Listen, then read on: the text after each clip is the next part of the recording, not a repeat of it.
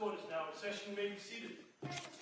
Yes, please. We have the matter of Commonwealth versus Lindsay Clancy. Ms. Clancy is present. She is represented by Attorney Callan. The Commonwealth is represented by Assistant District Attorney Jennifer Sprague and Assistant District Attorney Shannon Buckingham. All right, well, good morning, everyone. Good morning, counsel. Good morning. All right, good morning, Ms. Clancy. All right, before we start, could I see everybody talk about today's schedule?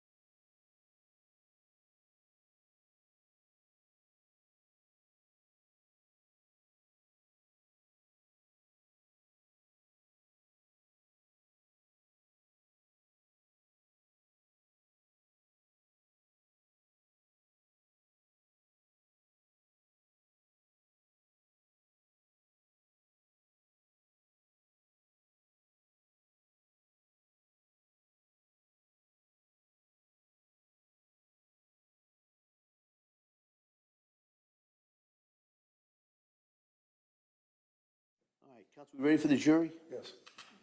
Yes.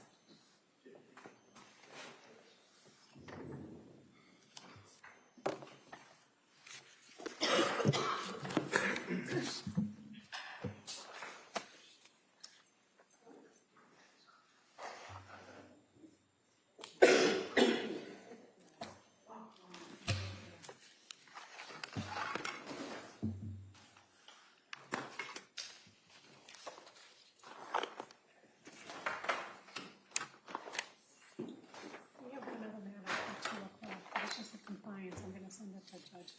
All right, please.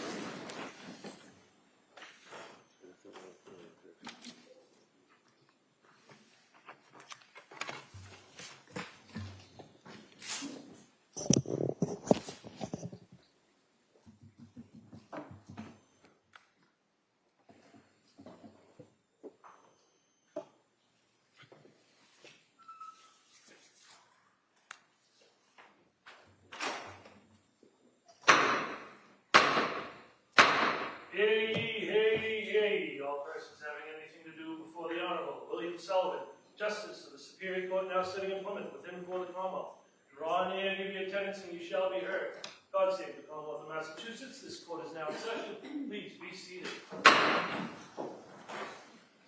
morning, Madam Mayor, proceed. Yes, please. Your Honor, before the court today, we have a continuation of the jury trial matter of Commonwealth versus Lindsay Clancy. Ms. Clancy is present. She is represented by Attorney Callan, and the Commonwealth is represented by Assistant District Attorney Jennifer Sprague and Assistant District Attorney Shane Buckingham. All right, thank you, Madam Clerk. Well, good morning, everyone. All right. Nice to see everyone. You know, I'm going to ask you those questions, and we'll talk a little bit about today's schedule.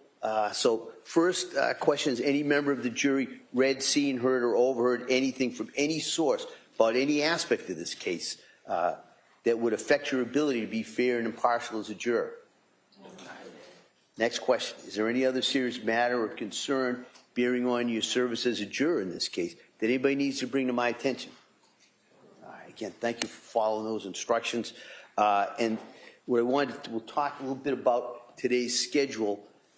We're at the point in the trial where I think, as you saw a little bit yesterday, there's kind of some stop and starts that go through. And I think we're going to have a similar day today. All right, so I appreciate your patience with us as I deal with counsel about some things that I have to speak to outside of your presence. But as you see the cases moving forward, and those kind of gaps or the stops that you see are part of the reason that keeps the case moving. So I think the schedule today will be similar in some ways to what we had yesterday. All right. And so with that, we're going to now return to the defendant who's presenting her case at this time. Attorney Reddington. Thank you. Call Sue Clancy, please. Yeah, she should be in the hallway.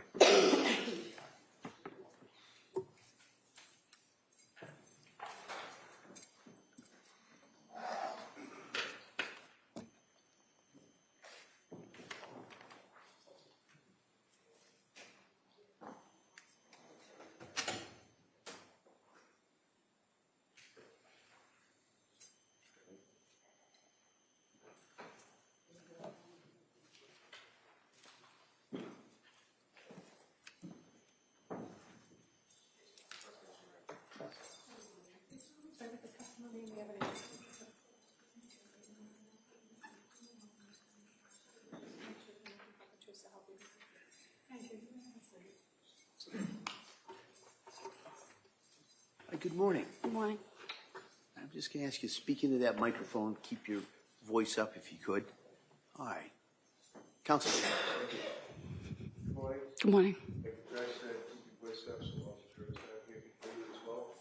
Thank you. And just tell us your name and spell it, please. Susan Clancy, SUSAN CLANCY. And what time do you live in?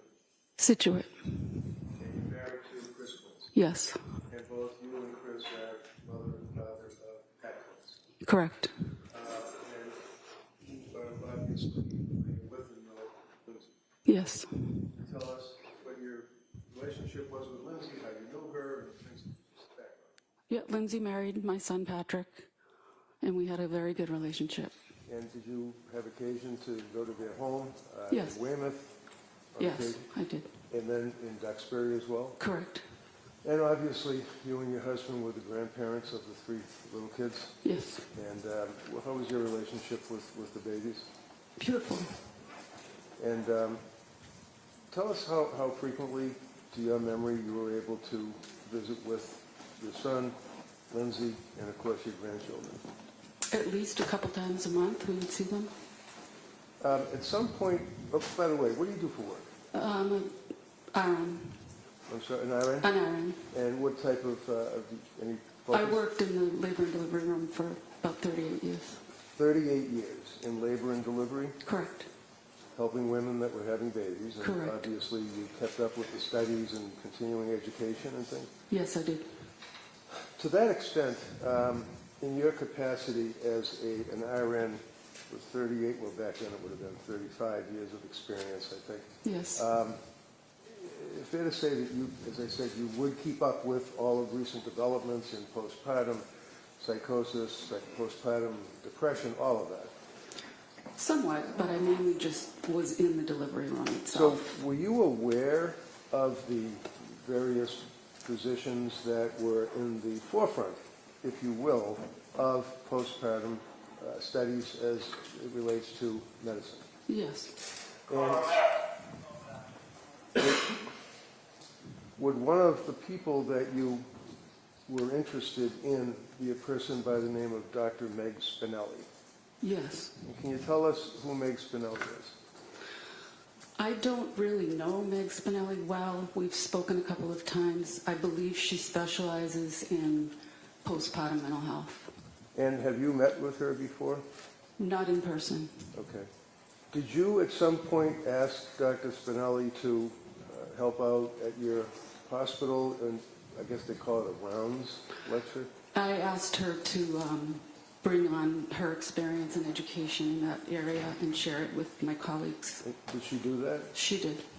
And as time went by, dealing with your job, your family, your son, daughter-in-law, grandchildren, did you notice in 2022, after Callan was born, any change in the personality, if you will, of Lindsay? Several months after that, I did. Would that be sometime in the fall? Yes. And can you tell the jurors, being as close as you were with the family, well, let me back up. As a mother-in-law, did you have any observation to observe Lindsay with her kids? Yes. Can you tell the jurors about how you saw her acting with her children as a mother? She was very nurturing, very loving. She was a wonderful mother. Wonderful. Did you ever see her treat her middle son, Dawson, bad because you didn't like him? No. Did she love Dawson, in your opinion? She loved her children, all of them, very, very much. And during that period of time, in, let's say October, November of 2022, what did you observe about Lindsay? She reached out to me in November and told me that she felt unwell. Did she describe any symptoms for you? She did. Tell the jurors what she said. She felt, mostly she had insomnia. She was losing her appetite. She was very anxious and sad. Did she tell you that she was seeing doctors? Yes. And at some point, did you recommend, did she come to you and ask you for help regarding seeing a doctor? Yeah, she asked for my support. And did you obviously gave it to her? Yes. And what did you do to make any recommendations for her? I reached out to my colleagues who were running a clinic for women that were struggling postpartum. Would that be the South Shore? Yes, correct. And at some point, as a result of your intervention, was a nurse practitioner, Julie Hall, agreeing to step in and help out? Yes, Did Lindsay see Julie? I believe she did. And you really pretty much were out of the mix at that point. You basically made the connection, knew that she was on there, right? Correct. Did you find that that Lindsay was interested at all times in trying to get better and see doctors? Very much so. Did you find at all, do you have an opinion with your observations of Lindsay as to whether or not she was offered help and would just spurn it and not see doctors and not have She was treatment? begging for help. And during that period of time, you were there for her by text and by telephone and in person. Correct. Now, during that time that you were, let's say November and into December, the holiday season, do you recall the holidays for 2022? Yes. Can you tell us, was that a fun time for the Clancys? Lindsay was struggling. We were all very concerned. You knew in January, New Year's, actually, that she ended up going Yes. to the McLean Hospital. Yes. You know that she'd eventually get out of the McLean Hospital. Yes. Fair to say that you and Lindsay, as I said, communicated a lot by text messaging, right? Yes, correct. So I'm going to approach you with extraction report. This is a report that is done by the DA's Office of the State Police, Mr. Whiffen, on what's called Celebrate, where they can go into, did they examine your phone? No. They examined Lindsay's phone and obtained texts. Have you seen the texts? I think so. Okay, I'm going to approach you with the extraction report. Okay? And you can just take a look and see if your telephone number is on there, just for foundation purposes. Or if you, it is, okay. And just quickly flip through and see if you recognize those texts. You don't have to look at all of them, that's for sure.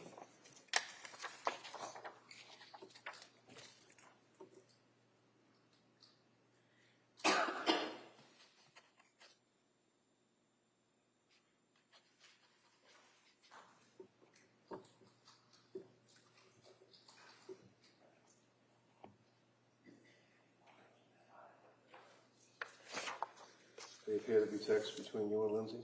Mm-hmm. Okay. Your Honor, I'm not going to go through each and every text. What I'm going to suggest is I would offer this, and then the jurors would be able to look at what they wish. Any objection? Your Honor, Kamal just makes the same objection previously made about cumulative. All right. Over the Carmel's objection, that may be admitted.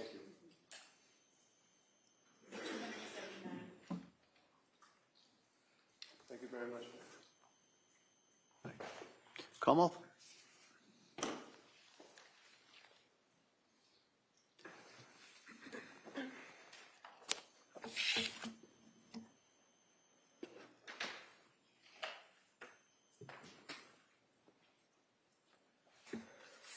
Good morning. Good morning. So you indicated that you were a labor and delivery nurse for 38 years. Mm-hmm. And what hospital was that? South Shore Hospital. And early on in the defendant's career, you did you work with her? Briefly. Okay. And she then went to Mass General, correct? Yeah, she was a student at the time. Okay. And you stated that you are aware of a doctor named Meg Spinelli, correct? Yes. Did you reach out to her in this case? I don't remember exactly how she and I connected. I don't recall. Well, you indicated that you connected with her in a professional capacity to have her come to your hospital, right? Yes. But as far as her role in this case with the defendant, did you reach out to her for that? I don't think I did. I don't recall. Now, you said that you began to notice some issues in, defense counsel said October, November, but fair to say you weren't aware of what was going on until she texted you on November 16th when she was at the emergency room? Yes. And that was at South Shore Hospital? Yes. And you actually met her there at the emergency room? Yes. Was she by herself or with Patrick? She was by herself. Did you know how she got there? She drove. She drove herself to the hospital? Correct. And she was in the emergency room for a while, correct? I don't know how long. Probably an hour, maybe 2 hours. Well, you went down when you knew she was there, sat with her for a little bit, went back upstairs to because you were working that day, right? Correct. I wasn't able to go down immediately. I had to wait about an hour and a half, and then I went down. Okay. And then you sat with her for a little bit, you went back up to work, right? Yes. And then you came back down at some point before she was discharged. Yes. Counsel, can I see it sidebar just very briefly?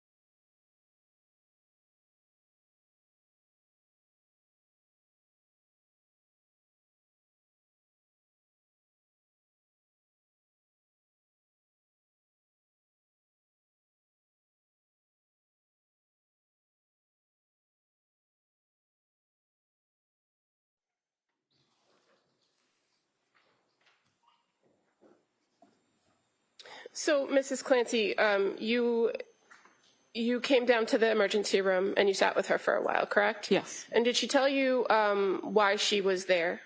Yes. And fair to say she indicated to you that she was having trouble sleeping and she had some heart palpitations. Correct. And that's what brought her to the emergency room to get checked out? Yes. Did she tell you that she had consumed a weed gummy before going to the ER that day? She did not. Okay. And in your experience as a nurse, is that sometimes a reaction to THC or CBD or some sort of weed that somebody might have a faster heartbeat? I don't know. Now, when she was in the emergency room, she was seen by a doctor and provided some medication. Were you there when the doctor was there? Yes. And you're aware that the ER doctor, gave her some trazodone to help her sleep? Yes. Because that's what she was really concerned about, right? To sleep. Yes. And when she left the emergency room, did you call her an Uber or have Pat come and get her or call your husband to come get her? No. She left in her own car, right? Correct. And so fair to say, after that ER visit, you remained in pretty constant contact with her, at least via text message, Yes. right? And that you would check in with her pretty much daily, and that's all in these texts. Yes. Now, you were familiar with the perinatal behavioral health clinic because of your work at Social Hospital, Yes. correct? Correct. And so the person actually that you connected with first was not Julie Paul, was it? No, it was one of the midwives that I was working with. And her name's Nanette. I think so. And so did she provide you with Julie Paul's contact information? She suggested Julie. Okay. And as a result of the suggestion, you reached out to Julie with Lindsay's permission, right? Yes. And you said that at that point you made the contact, knew she had spoken to Julie, and you kind of stepped back from the clinic. Mm-hmm. Yes.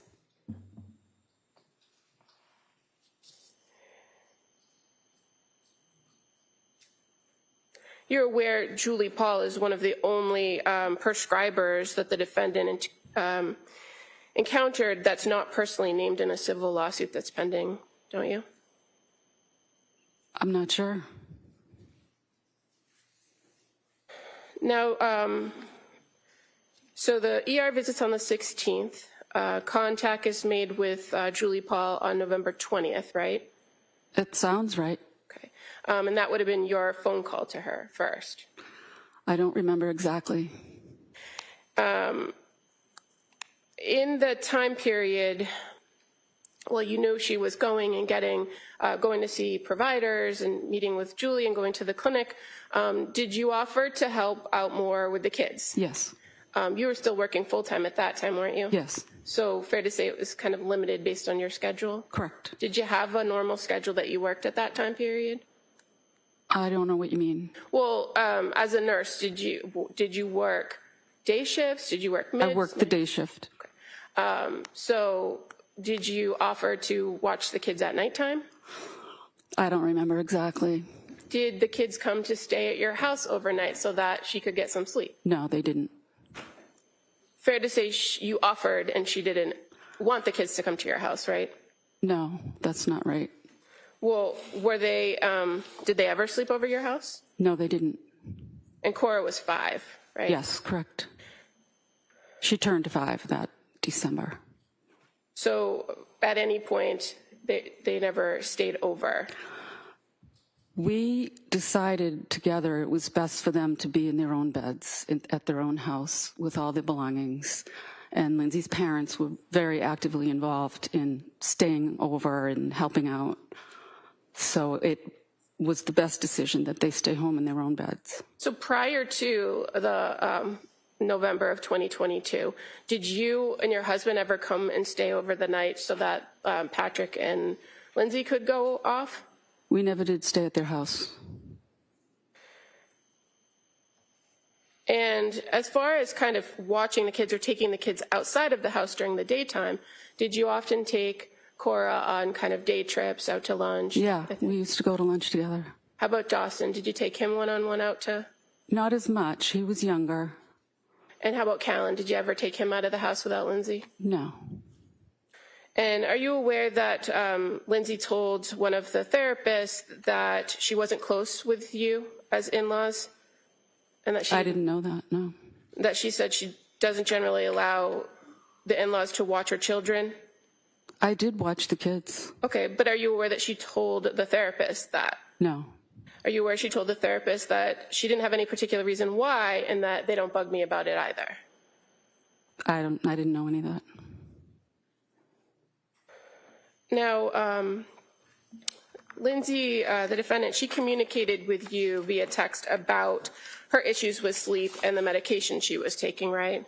Yes. And as far as the ER visit where the trazodone was prescribed, do you recall having a back and forth conversation with her about that it's okay to increase it if you weren't getting any relief?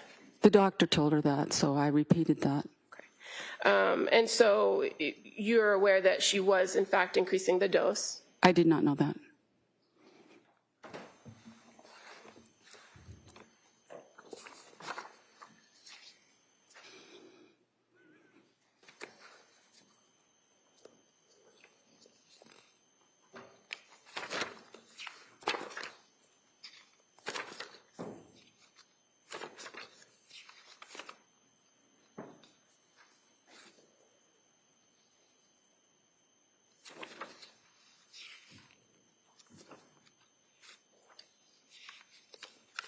Now, once she was seeing Julie Paul, did you continue to have conversations with her about how she was feeling? Yes. And you knew that she was taking some new medications after she saw Julie, right? Yes.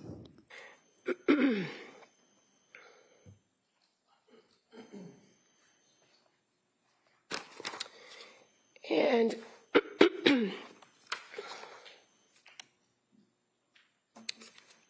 sorry, these pages are different than mine.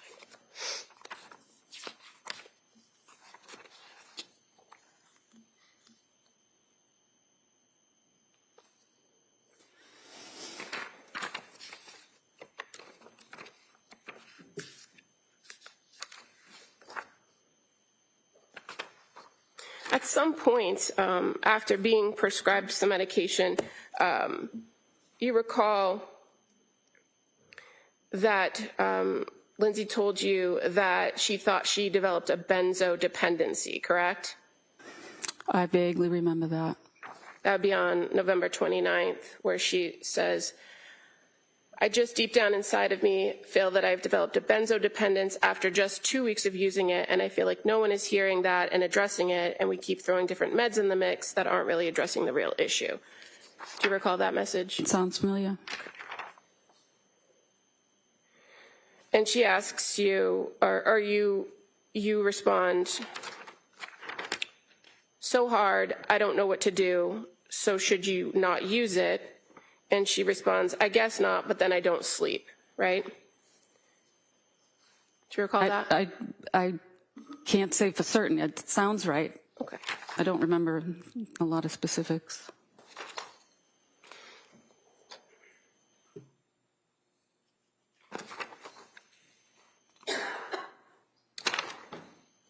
And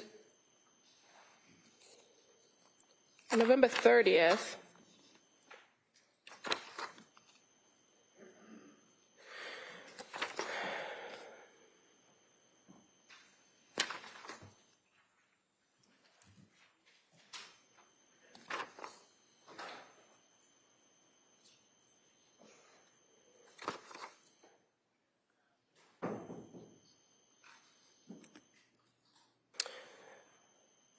30th, she says,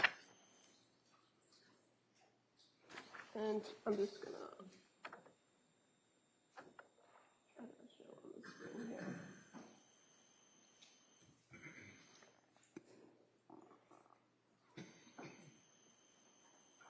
She says, I'm not okay and I'm terrified of taking meds tonight. Do you see that in the green? Yes. And then your response is, why are you scared? Why happens if you don't take them? What are you afraid of? What about Ambien, right? You're actively trying to help her kind of figure out the medication. Yes, there were a lot of medications. Okay. You're aware she wasn't prescribed all the medications at one time, but just a lot of different combinations were kind of thrown around as options, right? It seemed confusing.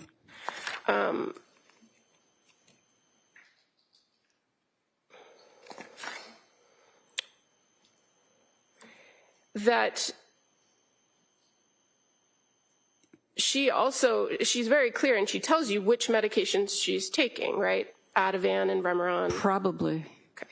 And then she also tells you on November 30th when you're talking about it, she says, I know they take time to reach a therapeutic level to have the desired effect, right? Do you remember that? Yes. And then you respond, exactly. And she tells you that she's just depressed and she thinks it was brought on by the medication, right? I don't remember that. Okay. Well, on November 30th at 7:52, I was never, ever this depressed. It was brought on by the medication. Did you say that or did she say that?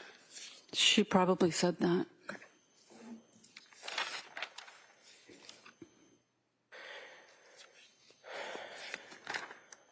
Now, you were asked about the holidays and Thanksgiving. You remember Thanksgiving? Where did you guys go for Thanksgiving? To my daughter's house. And do you remember telling the grand jury that during Thanksgiving things were better? I don't recall.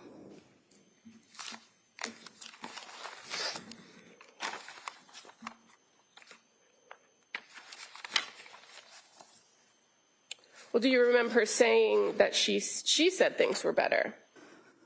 Do you remember that? Vaguely. Okay. You were asked, what was Lindsay like during the big Thanksgiving gathering? What observations did you make? Answer, she smiled. The girls all had Thanksgiving t-shirts on that sort of matched. We took a picture. She mostly focused on the kids and interacting with the cousins and the aunts and uncles. At one point, she went off a little into the distance, and I approached and asked her how she was doing, and she said, I'm trying hard to get better. I'm still working at it. I asked about her sleep. I thought that was important, and also the fact that she lost some weight. She didn't have an appetite, and she said things were getting better. Okay.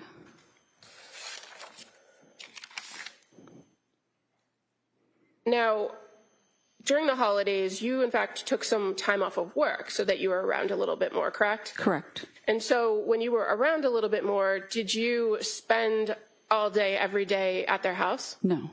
Fair to say you would come sometimes play with the kids, right? Yes. Do shopping for her. Correct. And then you actually went on vacation. Yes. You and your husband went to Aruba. Yes. How long were you in Aruba? 5 or 6 days, I think. And now moving towards Christmas, you had dinner with them at their house on the 23rd, right? I don't remember. Okay. Do you remember breakfast on Christmas Day? Yes, Was that at their house or someplace else? their house. Okay, and then what did you guys do after breakfast? We went to church. And fair to say you've previously testified that breakfast was great Yes, and that church was beautiful.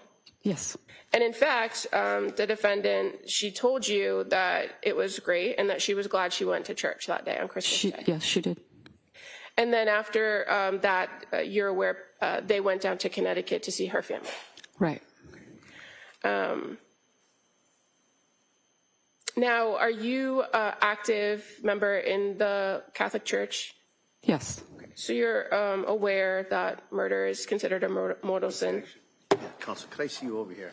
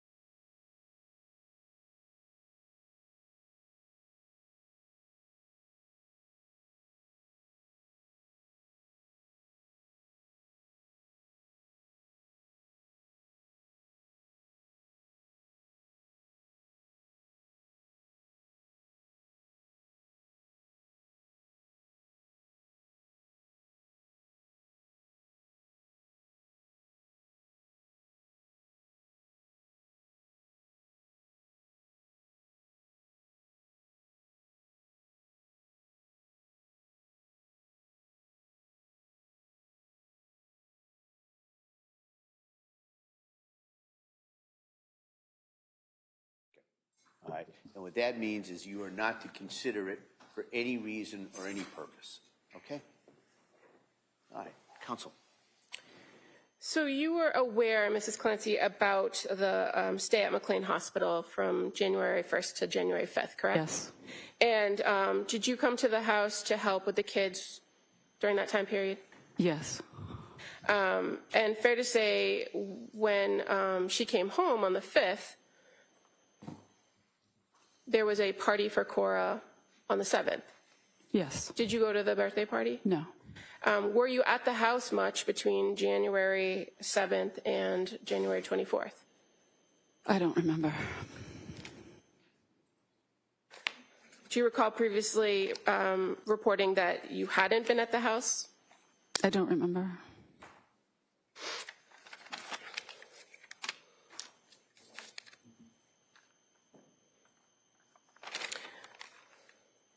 And during that time period, you never took the kids on a day trip or for a visit? I don't recall. And were you aware that between January 7th and January 24th that Pat and Lindsay went to the Cape Codder with the kids? I'm aware of that. And that they went to the Museum of Science with the kids? Yes, And that Pat left Dawson and Callan home, or excuse me, left, Dawson and Callan home to go take Cora skiing. Were you aware of that? it sounds accurate to me. On the ski trip, did they ask you to come over and stay with Lindsay while she was with the other kids? I don't remember.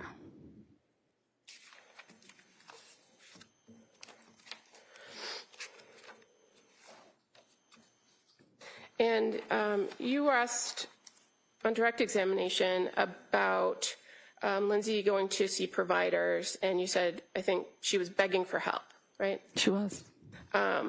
Did you attend any of those meetings with her therapists No. or doctors? No. So you don't know what she told the providers, right? I don't know. And you don't know what kind of help she asked for other than medication, do you? No. And do you know whether there was any other options offered to her other than McLean, like a partial hospitalization program or intensive outpatient? Were you aware of those options? Yeah. And do you know if she went?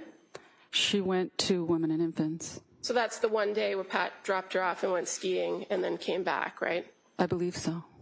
I have nothing further.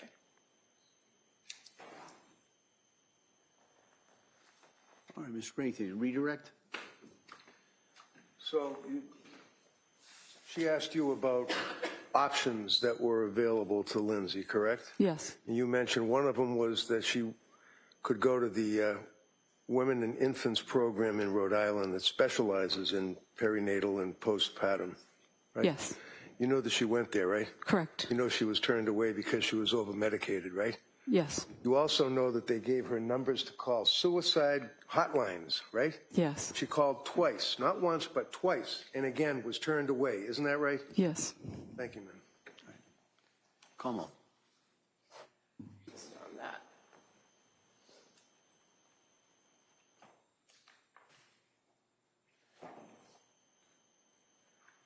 So you're aware she was turned away because she told you she was turned away, right? I don't remember the details of that visit or that day. You didn't review the records, did you? No. So you're not aware that they actually deferred to Pat and Lindsay reporting over medication?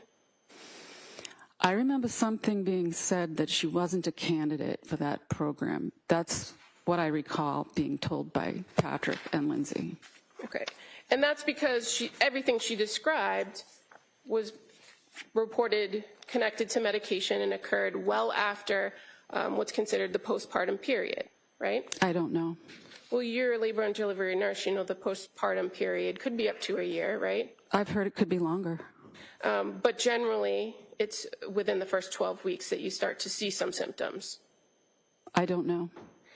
But you're aware that she was sent from Women and Infants with actually several options, where it included inpatient treatment for medication management, a partial hospitalization program focused on general mental health, or continued outpatient management. That's what she was sent away with.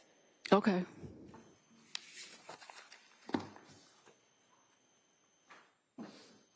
Nothing further. May I? One more?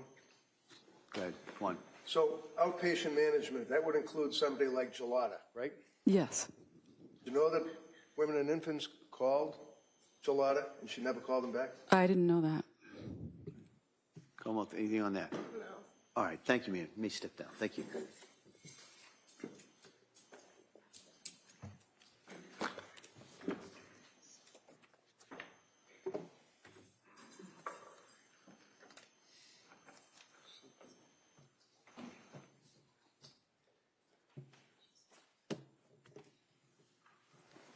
All right, well, members of the jury, this is one of those stops I told you about we're going to have kind of throughout today. So I'm going to ask you to go back to the jury room, hopefully just for a short amount of time, and we'll bring you right back in and we'll continue with the evidence. Okay? All right, please, your next.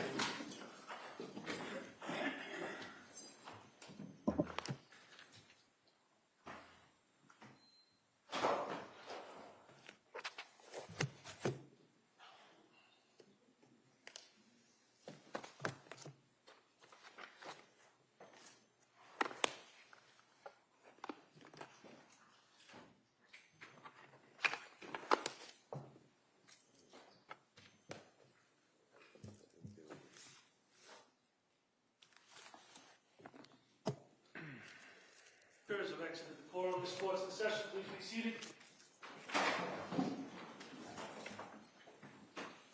All right. Counsel, I know that the next witness is scheduled to be Dr. La Posada. Yes. And she will be testifying by Zoom. That's correct. And I think that at some point after we talk a little bit, we're going to have to take a short break just to make sure that logistically, everything's all set up with the doctor and the system here, and I appreciate everybody's help technically in setting that up. And I know that the defendant has provided, I don't know, maybe 5 or 6 exhibits that counsel wanted to introduce through Dr. La Posada. And so I guess, Commonwealth, have you had an opportunity to take a look at these? Yes, and we are objecting to these items. Yes. All right. And so why don't we discuss those here in open court and go through it. And so I've had the opportunity, I saw these this morning as well. And so Commonwealth, why don't I hear the objections and then I'll hear from the defendant. The main objection is that the drawing is inaccurate. The window well is in the wrong place, and where they have her falling and landing in slide 4 would be where the window well is actually placed in the photograph. I can pass up the photograph to the court. This is in evidence, I believe, maybe a couple times. But talks are discretionary, but what they should not do is mislead a jury and present information that's not accurate. And so the drawing itself is inaccurate, and so we're objecting to these slides. Is that the Commonwealth's objection, is that the window well is in the wrong place on the drawing? And putting aside the late disclosure and the fact that I don't know if anyone who created this is going to come in and testify that they created it and whether it's to scale or not, but the main objection is that it's inaccurate. All right, Mr. Reddington. Thank you. Your Honor, obviously, the window well, you've got, this thing is ridiculous. Here's the diagram. We're talking about the window well. I'm just going to, you already have a copy of it, right? I do, yeah. The window well is depicted on the diagram, I suggest, accurately. And in fact, measurements were taken by the gentleman who did the computer animation in conjunction with information by way of medical provided by Dr. La Posada. And it shows clearly that, as Your Honor can see, that we're talking about the x-rays that are included. There are exhibits that she attaches that shows the way that she falls, how she hits her head. The Commonwealth has been suggesting that, I guess, that they're confused as to how she would have ended up the way she did. This shows the way that she landed on her head, gets the Jefferson fracture, falls back, legs are facing out from the house, she's laying in the snow. They're all depicted there. If there's an issue with the window well that's off according to the government, they could raise that on cross. They could say, well, the window well was really 6 inches to the left instead of to the right. That never struck her anyway. It's totally irrelevant. I think that they are useful for a jury to be able to review. I did have copies made for the jurors and the court, as well as the DAs. And Dr. La Posada has it. And then I could go, I could go through, but you can see that we've taken the diagram, the window, where the body lands, and then to the right of it would be the actual X-ray. Dr. La Posada can compare the injuries, talk about the Jefferson fracture. There's a photograph that shows the blood in the snow, shows the area, and the photograph actually shows the window well. And I suggest the window well on page 6 is exactly the way we have it depicted. So I don't know what the objection is. I would ask that the court would allow this to be in. All right. Well, I guess it appears to me slides 4, 5, and 6 certainly go towards the doctor's opinion as to, we said, the mechanism of the injury. That shows the head striking of the ground. And then on the other part of the slide has the x-rays, and there's also a slide regarding the Jefferson fracture diagram.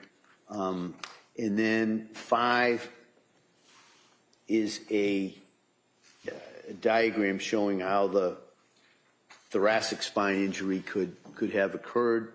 And there's a diagram regarding the thoracic spine, specifically T6. And then slide 6 shows and I think there has been testimony as that is where the defendant was found.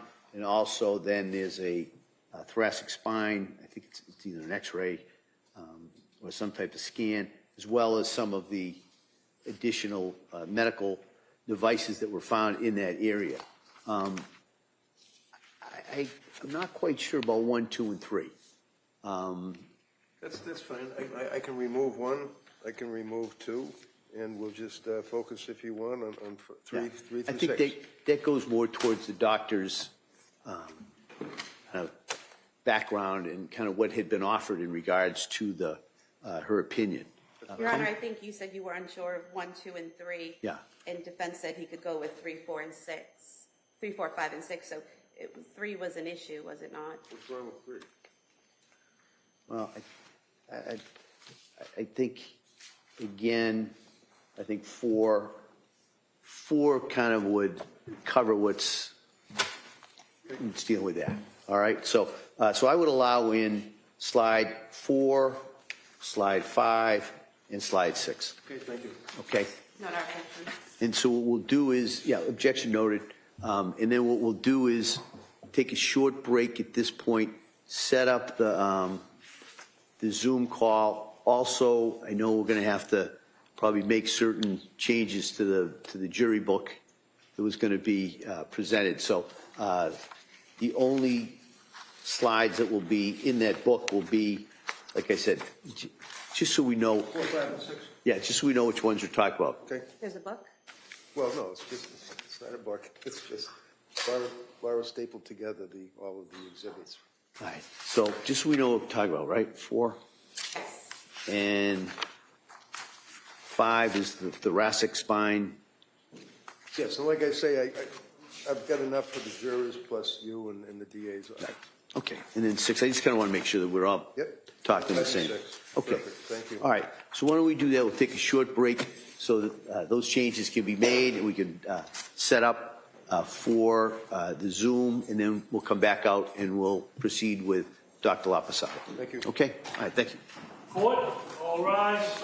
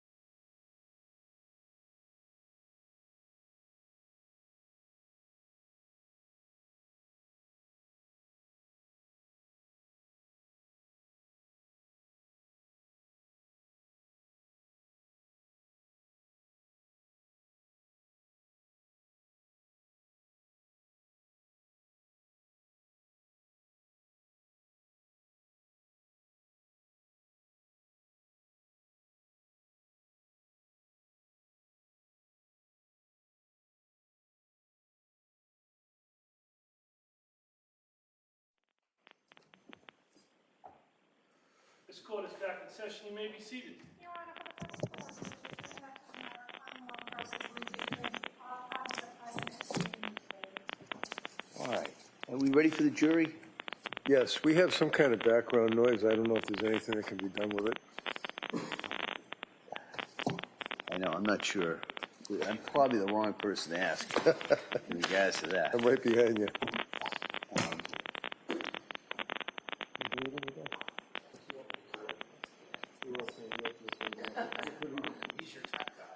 Hello. Wait a minute, hold on. Yeah, this isn't. Have a nice day. Is anyone there?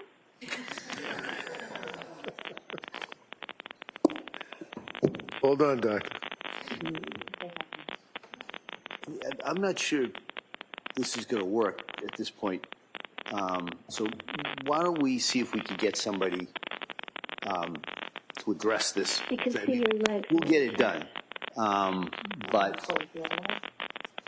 we can call someone at FTR or somebody. So why don't we take a further break? We'll figure this out. I'll ask the crowd. Yeah. All right. All right. Thanks. Court, all rise. There goes that side.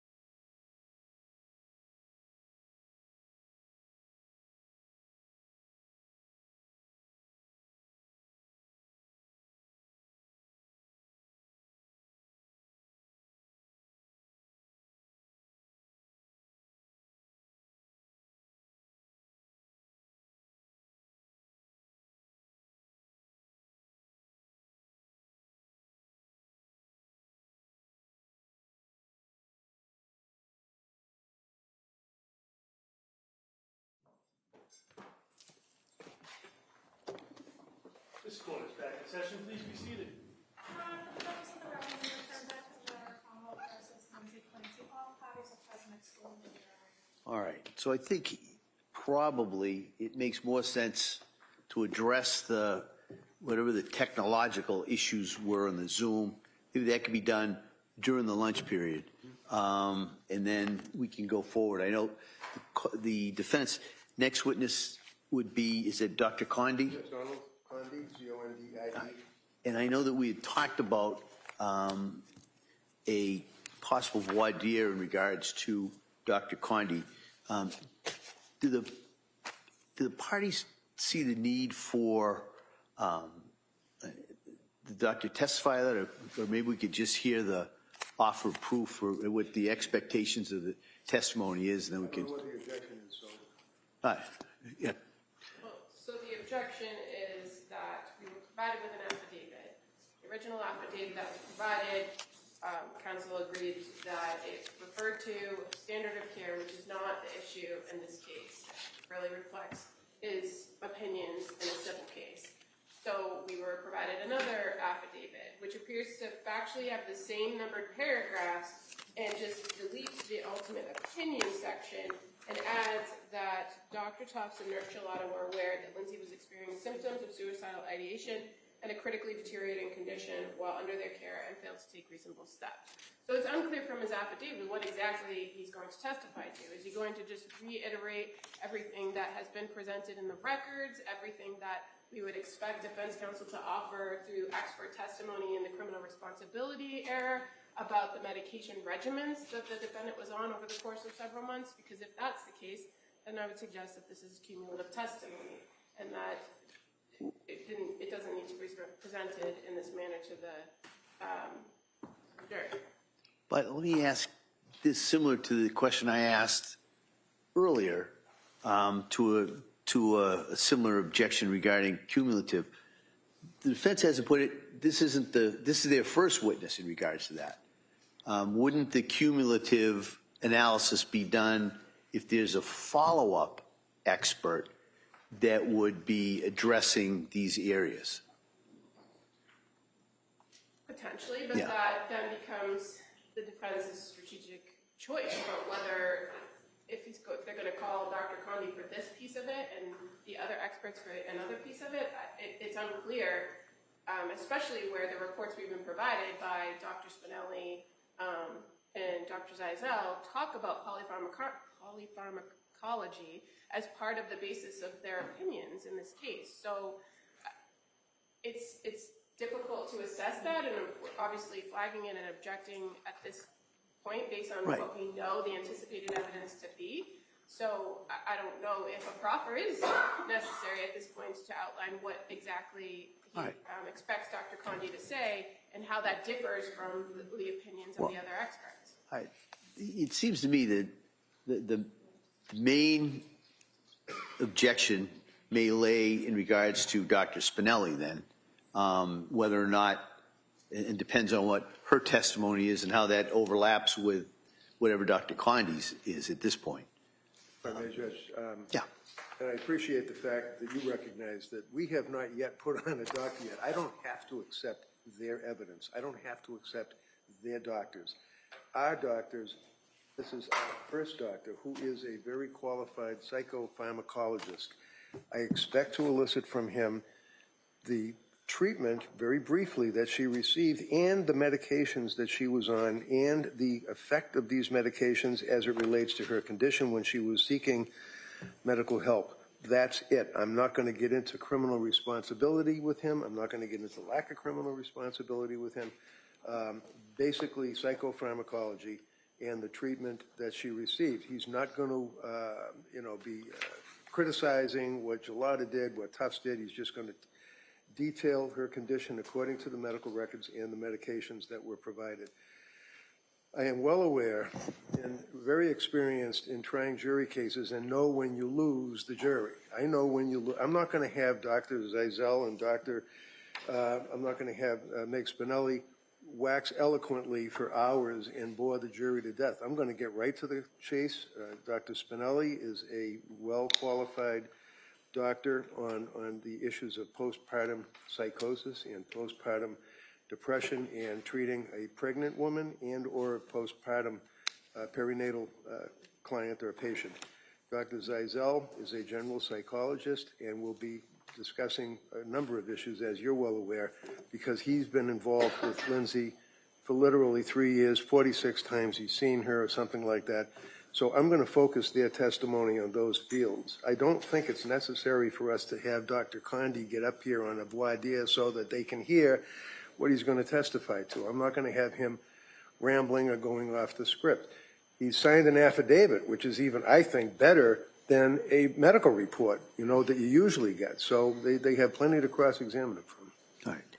And the intention is not to ask the question regarding standard of care. That's correct. All right. Yep. It's all been deleted because the objective All right. removed. Yep. All right, so over the Commonwealth's objection, I'm going to allow at this point Dr. Condi's testimony in line with the affidavit, basically in line with that affidavit, with the holding he's not to testify as to the standard of care opinion as he had the original statement. Can I just tell him that to make sure? Sure, yeah, I think that's a great idea.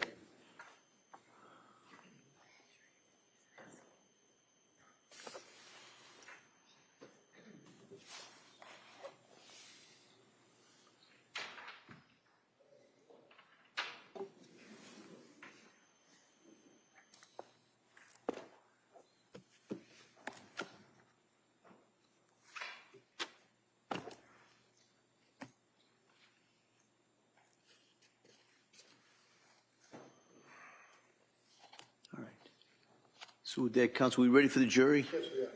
Okay.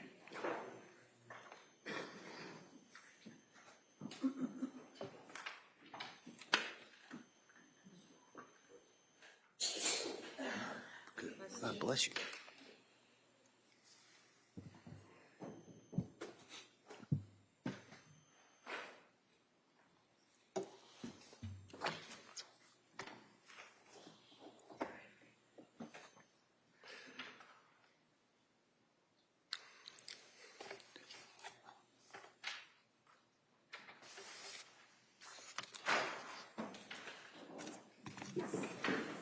All right, please, you're entering.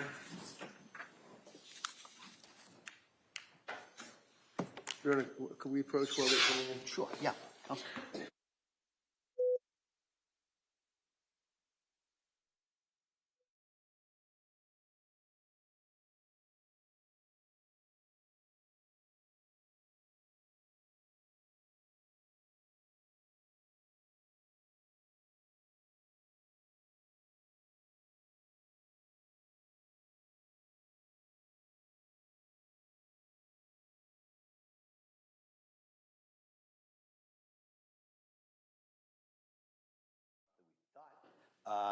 And basically, the real problem is a technological issue. It was going to be a Zoom call. There's been some problems. We're going to try and work on that. So instead of going with that witness, we're going to go on to the next witness, and then we'll put the technological problems for later.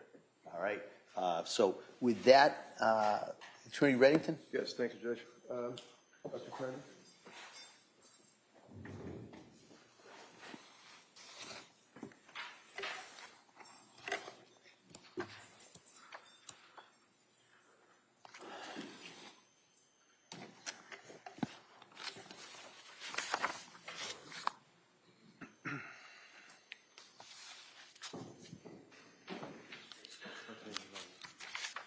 Good morning. Do you solemnly swear that the testimony and the evidence you shall give is the truth and the truth, and not coming between the Commonwealth and the I do. Thank you, sir. You may have a seat. All right, good morning, Doctor. Morning, Your Honor. All right. All right, Attorney Reddington? Thank you, Judge. Doctor, could you keep your voice up so all the jurors and counsel can hear you, and tell us your name and spell your last name? My name is Donald Condi, C-O-N-D-I-E. And tell us, what do you do for work, sir? I'm a child, adolescent, and adult clinical and forensic psychiatrist. And can you tell us your background as to where you went to school and when you got your medical degree and things of that nature?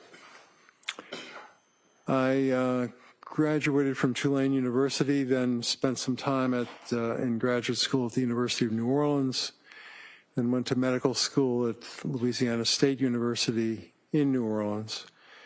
And then I came to Boston to the Massachusetts Mental Health Center to train in psychiatry. And where is that? The Massachusetts Mental Health Center was at 74 Fenwood Road. That building has been demolished, and now they're at 75 Fenwood Road in Boston. I was referring to more like, is that affiliated with any particular medical schools?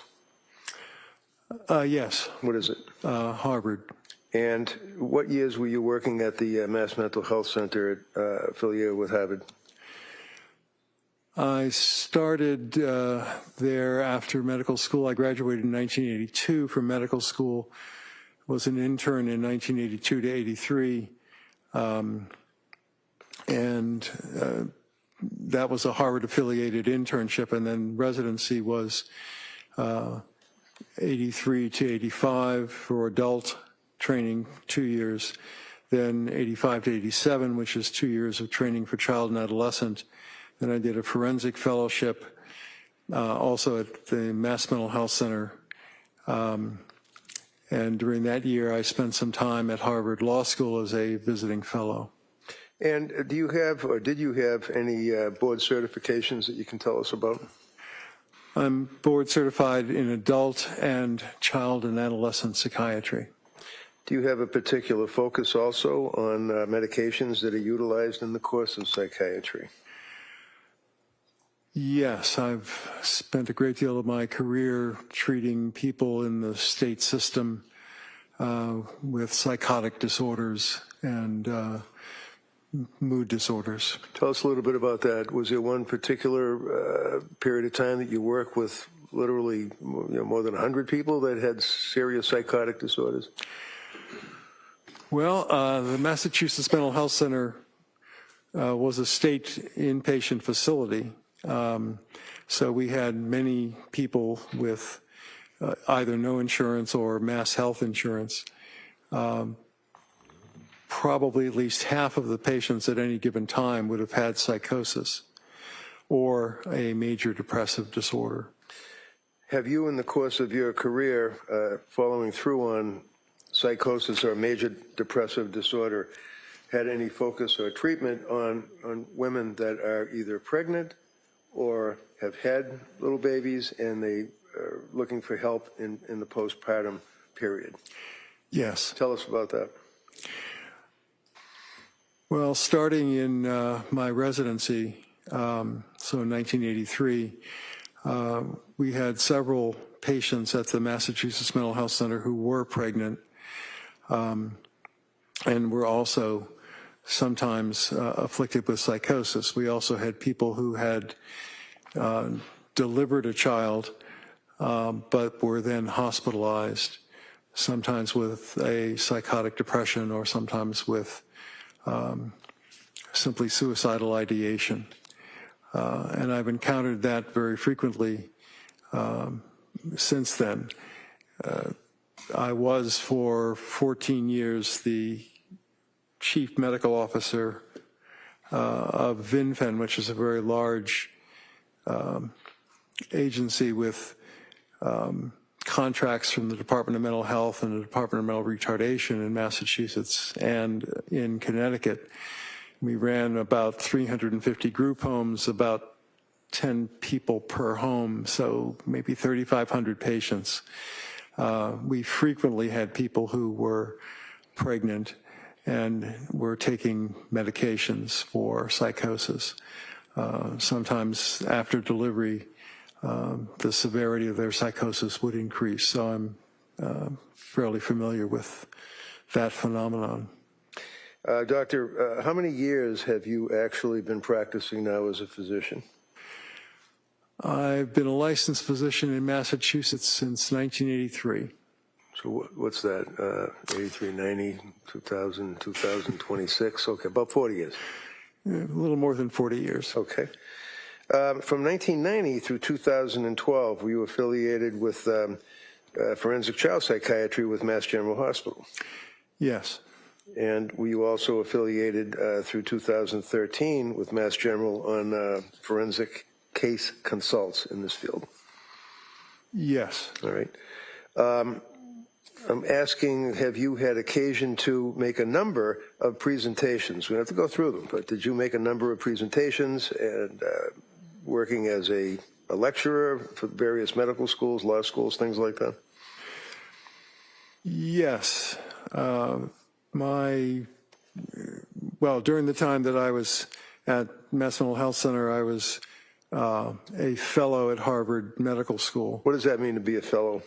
It means you're a resident in a training program and you're teaching Harvard medical students things about the specialty in which you happen to be practicing. And what was the specialty that you were a fellow lecturing Harvard medical students about?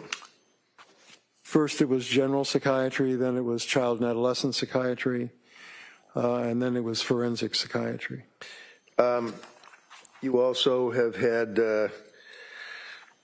various scientific or medical publications that you have been authored on a number of occasions, articles, is that correct? Yes. All right. Your Honor, I'd offer his CV if I could, just if, as an exhibit, if that's accepted. Como? Okay, that may be admitted. Thank you.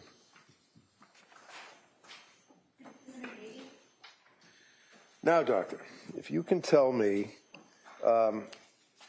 do you know, not necessarily personally, but do you know of Lindsay Clancy? I know about the case in general, but I don't know anyone personally. Now, you have never met her, is that correct? That's correct. You've never talked to her, right?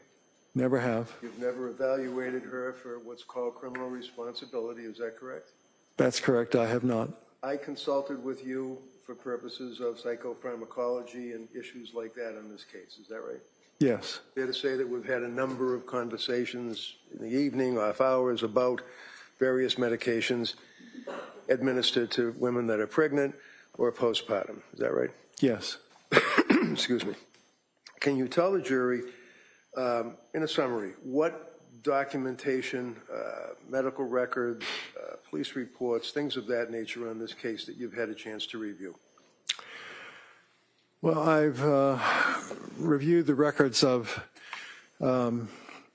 Rebecca Gelada, the nurse practitioner, Dr. Jennifer Tufts, the psychiatrist that saw Ms. Clancy.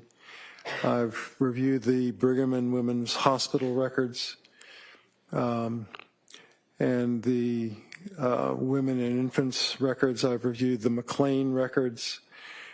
And I might be leaving something out. You know about her background as far as her employment as a labor and delivery nurse and her family, her 3 children and her husband, that she was married, right? Yes, I'm familiar with that. Okay. So if I could, Doctor, direct your attention to, let's say, the fall of 2022, end of September. Can you tell us what Lindsay's status was as far as maternity leave with work and any complaints that she had at that time regarding her mental state? From my, excuse me. Could I get some water? We've got some on the way. Thank you. Thank you. Appreciate it. Sorry, my allergies are kicking up.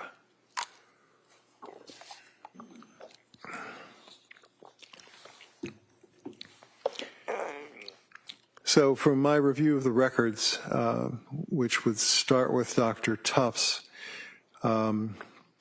records, my understanding is that Ms. Clancy was planning to go back to work as a labor and delivery nurse at Mass General. She worked, I believe, the 12 midnight to 12 a.m. shift. And she began to experience, as she had to some extent after her first 2 deliveries, some postpartum anxiety, and consulted Dr. Tufts at that time. Now, after she had her 3rd child, Callan, was she in, would you strike that? It's fair to say she was in treatment with Dr. Tufts as a treating physician? Yes. Okay. And looking at your affidavit, I believe in paragraph 9, did you determine from looking at the medical records as to the time frame that Lindsay treated with Dr. Tufts? Yes. And what was that? She started in the middle of September 2022, and I'm sure that her last appointment was January 23rd, 2023. Now, did you have a chance to review Dr. Tufts' medical records? Yes, I did. Can you describe them for us, please? They are somewhat sparse, and there are many check boxes in the records, but not a great deal of sentences that describe what was done during sessions. Were you aware that the sessions that Dr. Tufts conducted with Lindsay from September, the end of September, up through January 23rd were all televised on a computer? Yes, they were all video. Do you recall the medications that Dr. Tufts prescribed Lindsay? I believe the first medication she started was Zoloft, 25 milligrams. And what is that? Tell us what Zoloft is. What Zoloft effect does it have on a person?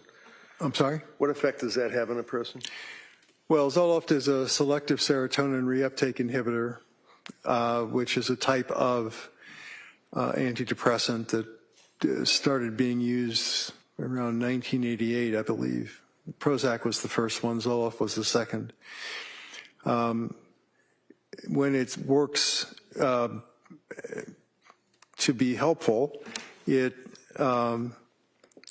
combats both anxiety and depressive symptoms that people might have.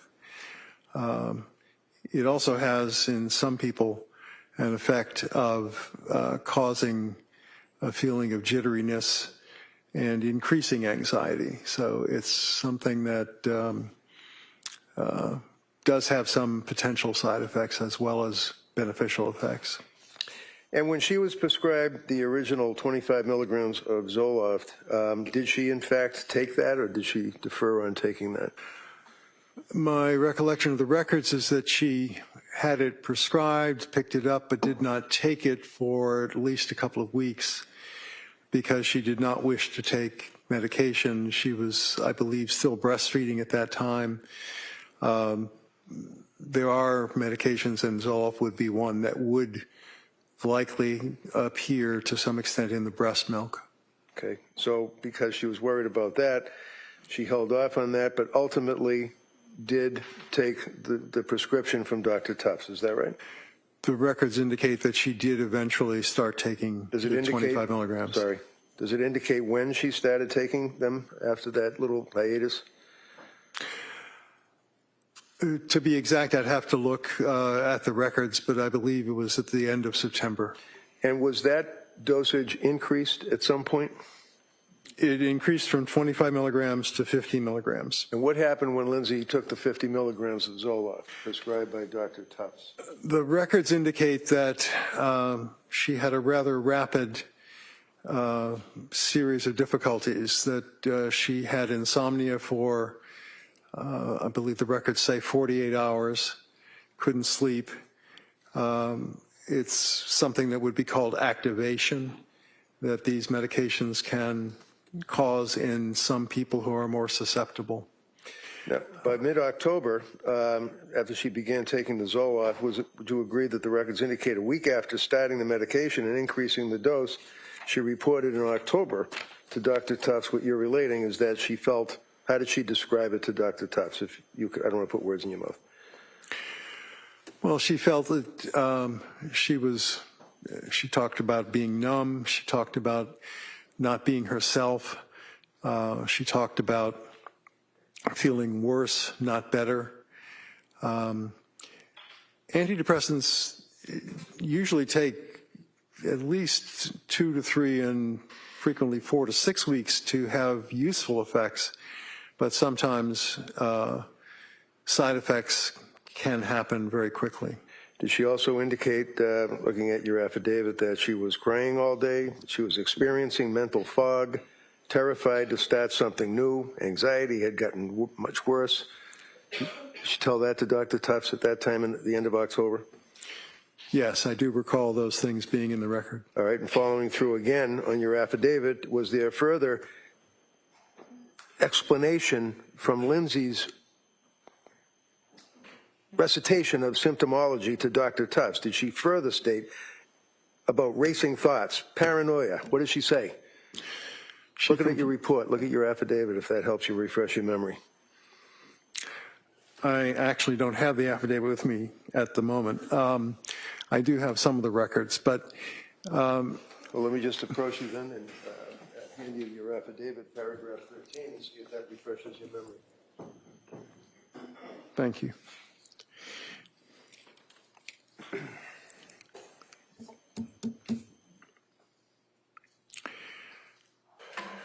Yes. What did she say to Dr. Tufts? She reported, Dr. Tufts reported that Lindsay's psychiatric condition was generally deteriorating. That's a checkbox on one of the forms that her records. What did Lindsay say her symptoms were at that point? That she was having the racing thoughts, and that she was also feeling, as I said, not like herself, that her depression was worse than it had been. I believe that's also around the time that Dr. Tufts thought of trying a medication called Zulresso. Zulresso. Yes. And what is that? Is that you need that by way of injection? Yes, Zulresso is no longer marketed. It wasn't a particularly successful medication. It requires a 60-hour continuous IV infusion. In a hospital setting or in a medical setting? You have to be medically monitored. It doesn't necessarily need to be a hospital, but those are not necessarily things that can be done outside of a hospital. So she didn't do the Zulresso though, right? She did not. Okay. It also costs $34,000 just for the medication, not for the monitoring. Okay.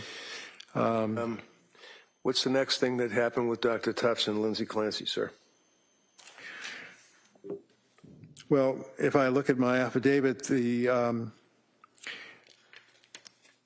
when she stopped taking the medication, the Zoloft, she now felt better, as she had felt before she took the Zoloft, but she was less anxious. What was the next medication? She was put on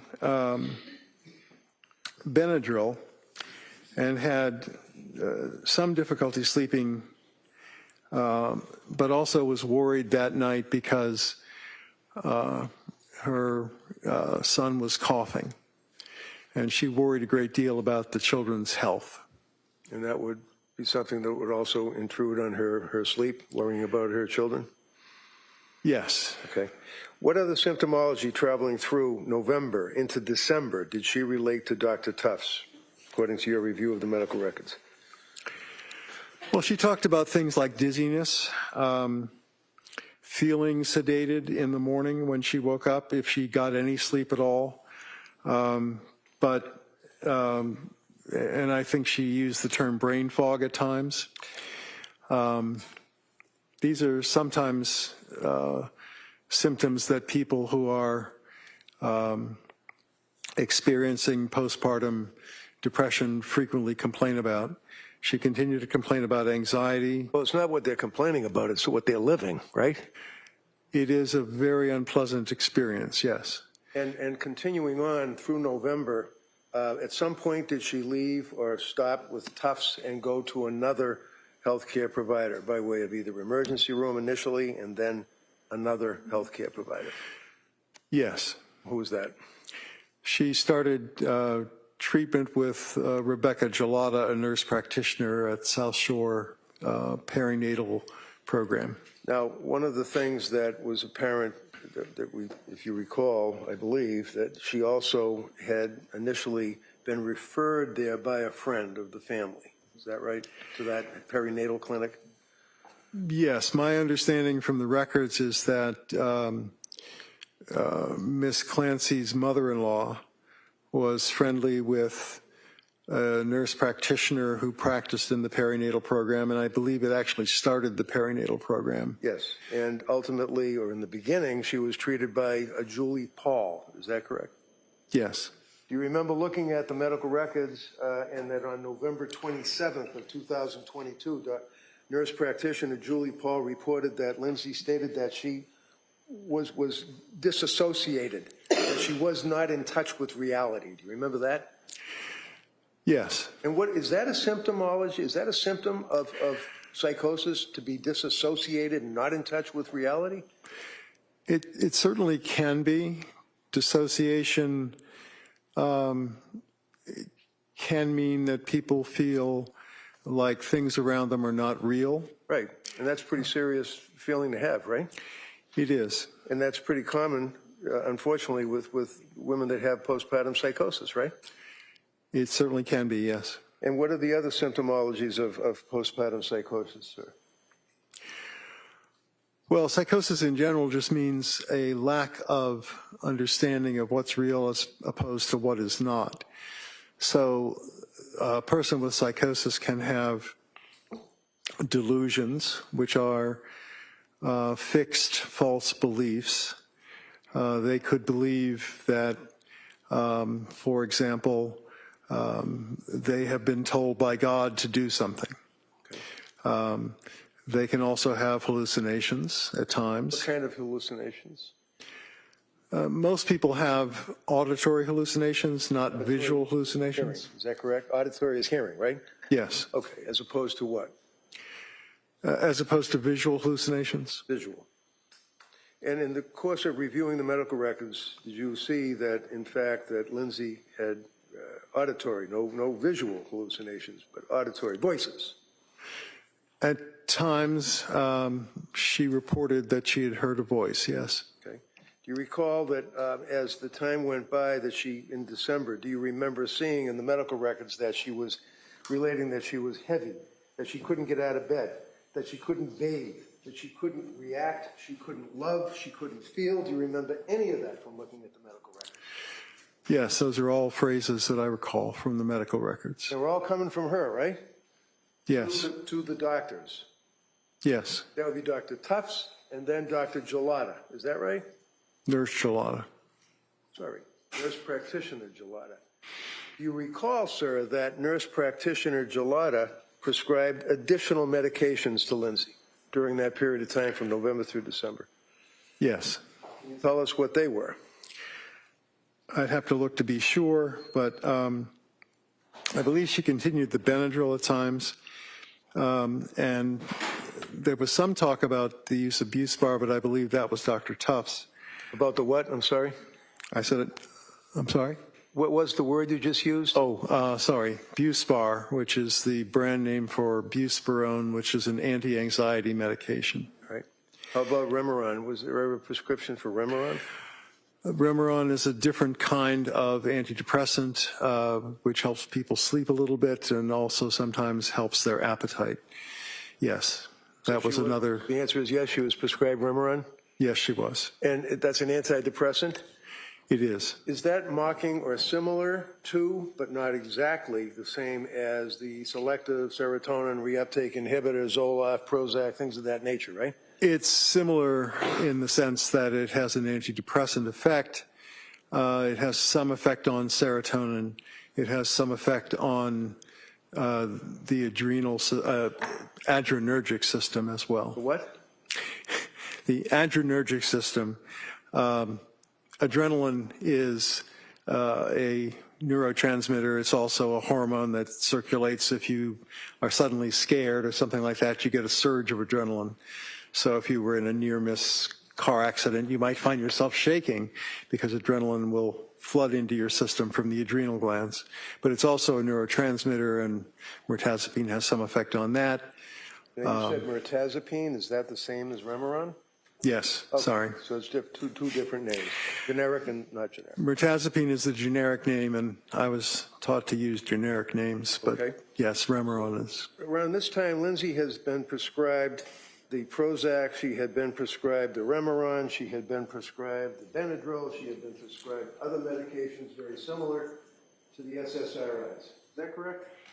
Yes. All right, and does the selective serotonin reuptake inhibitor, that's fancy word, what does it mean? Isn't that serotonin in your brain? Doesn't it block or in some fashion affect your brain? It's a little complicated to explain, but Let's explain serotonin. it. Tell the jury what serotonin means and what happens when you take an SSRI, please. Okay, serotonin in this sense is a neurotransmitter. The brain is a relatively complicated place. It has about 86 billion nerve cells. They've got thousands of connections to each other, but they're not like the wires in your house where you put two pieces of wire together, twist the copper, and then put a nut on that. Nerves don't touch. They go close to each other, but there's a space between them, and that's called the synaptic cleft. One nerve secretes a neurotransmitter into the synaptic cleft, and it moves over to the next nerve in line where there's a receptor.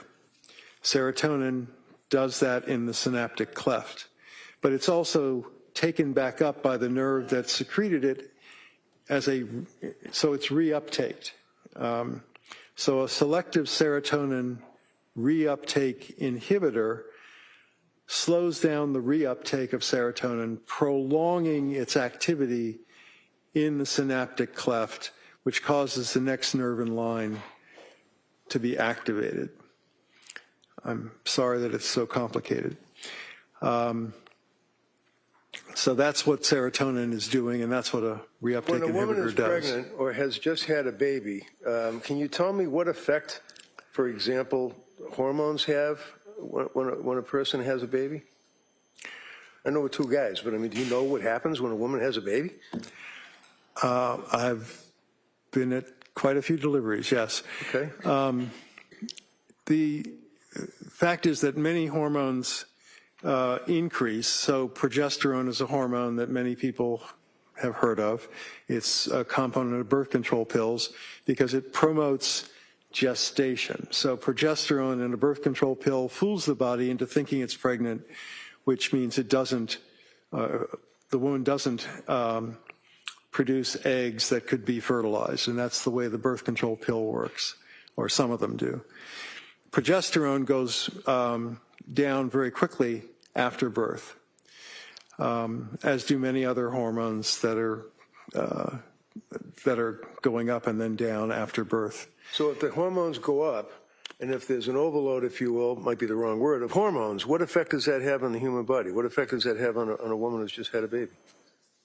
Well, it's quite complicated. Just tell us basically what your feeling is. If they want to get into it, they can ask. But what effect does it have on a woman that has a baby? Well, one of the other hormones that goes up is prolactin. So after the woman gives birth, prolactin promotes lactation, and it's a hormone that increases so that the mother can then breastfeed. These hormones are also seen in all mammals that feed their young through producing milk. So it's a very common mammalian thing to do. But other kinds of things can happen to Did you say males or mammals? mammals. Okay, because mammals don't breastfeed, right?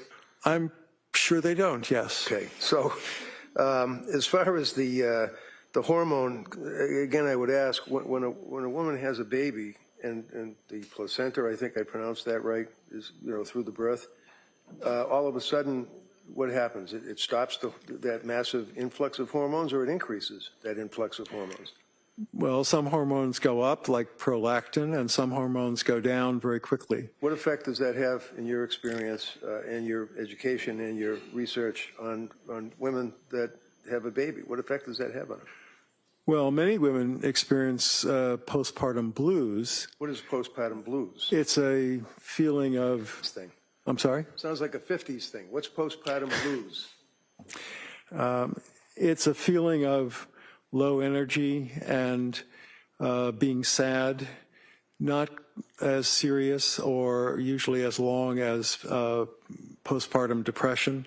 What is postpartum depression? Is that the next level? It's a more serious condition where the woman may feel that she can't connect to the baby, that she feels isolated, she has no energy, she may also have insomnia.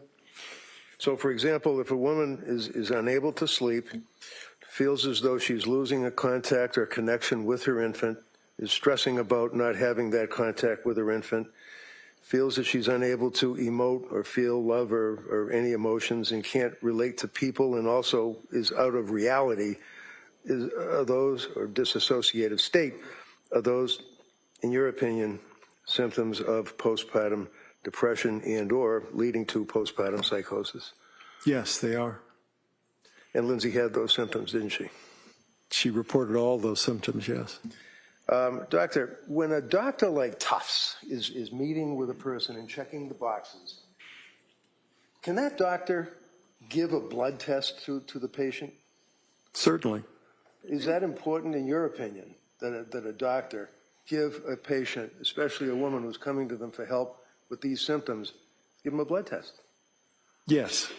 And again, we all know what blood tests are, but just tell me, I mean, is that a simple test? Is it a complicated test? It's fairly simple to have blood drawn, and there are many tests that are relevant, particularly after a woman has given birth. Why? Well, some women become anemic. Depends on how much blood loss might have occurred during birth, but there's usually some blood loss. So checking hemoglobin levels is important. The thyroid can be affected by delivery of the baby, and some women in the postpartum period develop inflammation of the thyroid. The thyroid is a very important gland that regulates many parts of the body. Is that why many times when a competent psychiatrist is treating a patient that is postpartum after having a baby, that they might run, and I may be wrong saying it, but a thyroid test? They would do most commonly two different kinds of thyroid tests. They would test for thyroid stimulating hormone, which goes up when the thyroid hormones that also can be tested for actually go down. So thyroid stimulating hormone is telling the body, make more thyroid hormone because it's not enough in the circulation. Did Tufts ever use a blood test at all in her treatment? No, she did not. Did Tufts ever check the thyroid levels of Lindsay Clancy at all during her treatment? No, she did not. How about gelata? Did they test any of those things? No, Nurse Gelata did not do blood testing either. Now, you've made reference, sir, to postpartum depression, postpartum psychosis. You're familiar with the DSM, or what is referred to as DSM? 5TR. Diagnostic Statistical Manual of Mental Disorders. 5, you said TR, that would be right there, meaning text revision? Correct. All right. And I'm approaching you with this and asking, you see that section there? Yes. And what is that section? The bipolar and related disorder section. What is bipolar disorder? What does that mean? Bipolar is the newer name for what used to be called manic depressive illness. It describes an illness where people's moods go up, which is the manic phase, and then go down, which is the depressed phase. There are different categories of bipolar disorder. Bipolar 1 is the most serious. Bipolar 2 disorder also has similar fluctuations of mood, but in both cases of bipolar disorder, most people spend more time being depressed than they do being manic. Now, just tell me, what does manic mean? What does that actually mean? They feel usually euphoric, that they don't have... They're up? You're really up. Okay. You're extremely optimistic. You might spend a lot of money foolishly, but you wouldn't worry about that because certainly you're going to win the lottery. You can just feel it. So there can be psychotic thoughts along with bipolar mania, unreasonable expectations. Like I said, that you're destined to win the lottery, or in serious cases, you can believe that God is speaking to you and has appointed you to do some special thing in life. How about excessive cleaning and, let's say, divesting oneself of personal property, cleaning garages, things of that nature? There was talk in the records of an episode where Miss Clancy and her husband cleaned out the garage, but it was difficult to tell from the records whether or not that represented what we would call a hypomanic episode. Exercise. Was there a lot of references to exercise? There were a lot of references to exercise, and exercise can be a very useful thing. Sure, that's one of the things that a woman postpartum may very well be prescribed to do by a doctor or a nurse practitioner like Gillotta, right? I believe that nurse practitioner Julie Paul recommended a long run at one point. So there's nothing wrong with a woman going to, let's say, Kingsbury or whatever it is, or taking her kids to the local gym with a swimming pool and trying to get some exercise in the postpartum stage. That doesn't, that's something you wouldn't hold against her, right? No. Okay. Now, how about, are you aware that within a very short period of time after she had baby Callan, that she actually ran a road race? Yes. Is that indicative of a person that's kind of ramped up and doing these things you're talking about? It's unusual to decide to run so soon after delivering a baby. I believe that she ran on the day that she might have delivered her last child, Callan. That's correct. So during the month of December, in your review of the records, would you agree that her symptoms that she has related to the doctors that were there to help her, they basically increased, did they not? I'm sorry, I couldn't They quite increased. hear. Yes. And are you aware that then she went somewhere voluntarily in December? Yes. Where? She went to the Mass General Emergency Room on, I believe that was in December. She had gone to the South Shore Emergency Room previously. And did you, in the records, see that, in fact, she had gone to Women and Infants program in Rhode Island for a day? Yes. And are you familiar with that particular establishment? Is that supposedly helps pregnant women? Yes, I reviewed those records as well. And do you know why she was discharged after a day? The records stated that they thought that she was having complications from medications more than she was suffering from postpartum issues, and therefore was not a good candidate for their program. And this was after getting there at 8 in the morning and leaving there around 4 o'clock in the afternoon, right?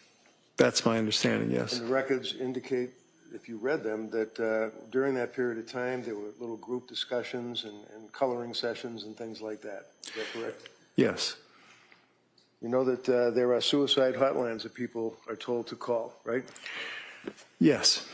Especially if a woman is in postpartum and is experiencing these difficulties and is describing the symptomology and on all these medications, that if you feel like you're going to kill yourself, you're supposed to call a telephone number, right? Well, it wouldn't be the advice I would give, but that was some advice that was given, yes. And did she call, to your knowledge, from reviewing the records, the telephone? She called the Aspire hotline, I believe, on 2 occasions. And was she given any help by the Aspire hotline? I believe the records say that she was told by Aspire that since she did not have a suicide plan, she did not require what's called a higher level of care, meaning an inpatient admission. So she basically had been to Nurse Gelada. She had contacted Aspire on 2 occasions. She went to Rhode Island Hospital on a recommendation the day after she was recommended to go there, and left after not being accepted. After calling the suicide hotlines, things got to the point where she and her husband went to an emergency room. Is that right? Yes. And did she get treatment at the emergency room? I believe the first time that she went to the Mass General Emergency Room, they recommended that she consider an admission at McLean, but she and her husband decided that they did not want her to go inpatient at that time. How about the next time she went to the emergency room? The next time she went to the emergency room, which was not very long after, she was admitted to McLean. McLean Hospital, and that would be McLean Hospital. That would be the locked wards for a period of about 4 days, correct? Yes. In reference to the bipolar disorder that we touched upon, sir, is that something that's a consideration when you're treating, as a psychiatrist, a woman who's coming to you for help and expressing concerns about the symptoms that we've talked about? Yes. Why? Well, some people with bipolar disorder, especially given the fact that depression is a prominent symptom in bipolar disorder, become suicidal and can even commit suicide. So that's a very serious possibility that has to be considered. Did any of the nurse practitioners consider that as a possible diagnosis? The records indicate that Ms. Clancy was frequently asked if she had a plan to kill herself, even after she reported having what was called passive suicidal ideation. But it was reported very, very frequently in the records. And in reference to her treatment with nurse practitioner Gelada, did, to your knowledge, nurse practitioner Gelada consider as a secondary diagnosis or a working diagnosis the possibility of bipolar disorder? Yes. Was anything followed through on that? I believe she discussed the possibility of a mood stabilizer, but I believe that she then ended up using Seroquel or quetiapine, which is... No, that's Seroquel and quetiapine with a Q, right? I'm sorry? Seroquel and quetiapine with a Q. Quetiapine with a Q, yes. Using the 2 words again. I just want to make sure it's clear. Seroquel is the brand name. Quetiapine is the generic name. All right. And did she, meaning Lindsay, to your knowledge in the medical records dealing with these providers, complain about the effect that Seroquel had on her? Yes. And what did she say? What were the symptoms, or what did she feel? Well, she often felt spacey, as if she was not her normal self. She felt, it's fairly commonly reported that she felt hungover in the morning because these medicines, that particular medicine does make people somewhat sleepy. I believe the beginning doses were described as a sleeping dose, which is a very low dose of the medication that does, in fact, help sleep to some extent. Was the Seroquel ultimately increased to 400 milligrams a day, 200 milligrams a day? Do you recall that? Yes, it started at 25 and... It was bumped up pretty significantly, wasn't it? Yes, 400 is a lot more than 25. And she was complaining about the effect of the Seroquel, is that correct? She was. And she was complaining about the fact that she couldn't sleep. All those symptoms that we went through continued on through the month of December After McLean, she went there for the New Year's period. I know, I'm almost there. She went to the McLean for treatment and still complained of these symptoms. Is that correct? Yes. Did the symptoms ever resolve themselves for Lindsay in January, if you know? There were times when she appeared to be a little less distressed, but the symptoms were never completely resolved, no. And did you know that she went to see Dr. Jennifer Tufts in January 9th and that she was prescribed diazepam? Yes. And then on the 12th, she was prescribed trazodone, 150 milligrams by Dr. Tufts. Yes.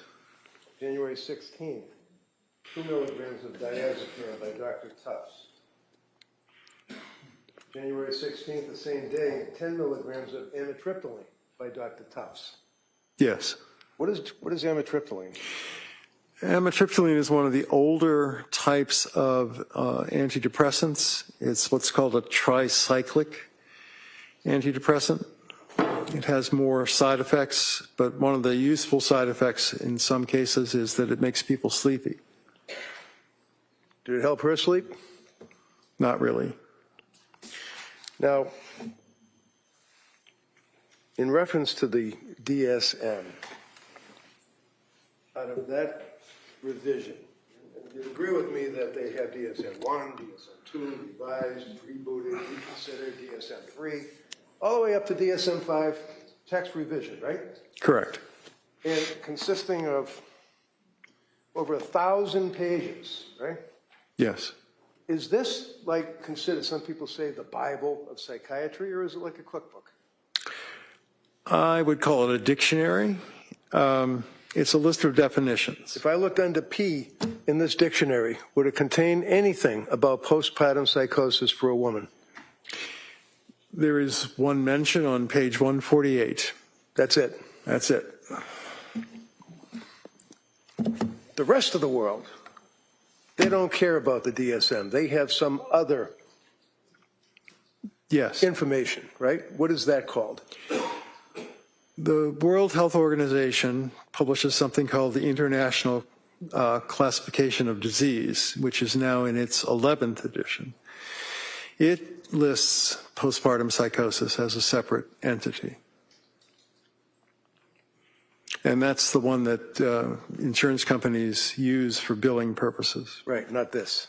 Correct.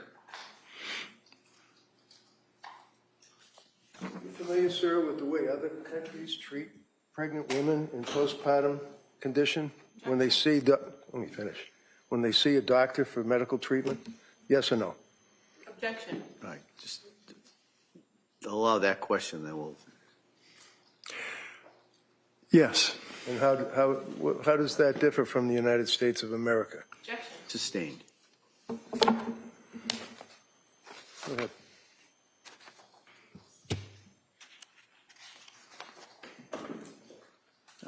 Come on.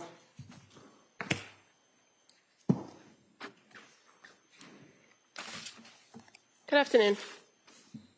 Afternoon. You spent some time when you first got to the stand going over your qualifications, and I think counsel now has admitted your curriculum vitae into evidence, right? I'm sorry, I didn't hear the last part. Your curriculum vitae. Yes. Is you went through that with counsel? You recall that? Yes. And fair to say, the majority of the entries and your experience and your presentations and your teaching and fellowships, most of which revolve around child and adolescent psychiatry, correct? I wouldn't say the majority. Well, where in your CV does it say that you worked with postpartum women? It doesn't say that specifically. Okay, so your testimony is that back in 1983 when you were at the, was it the Massachusetts,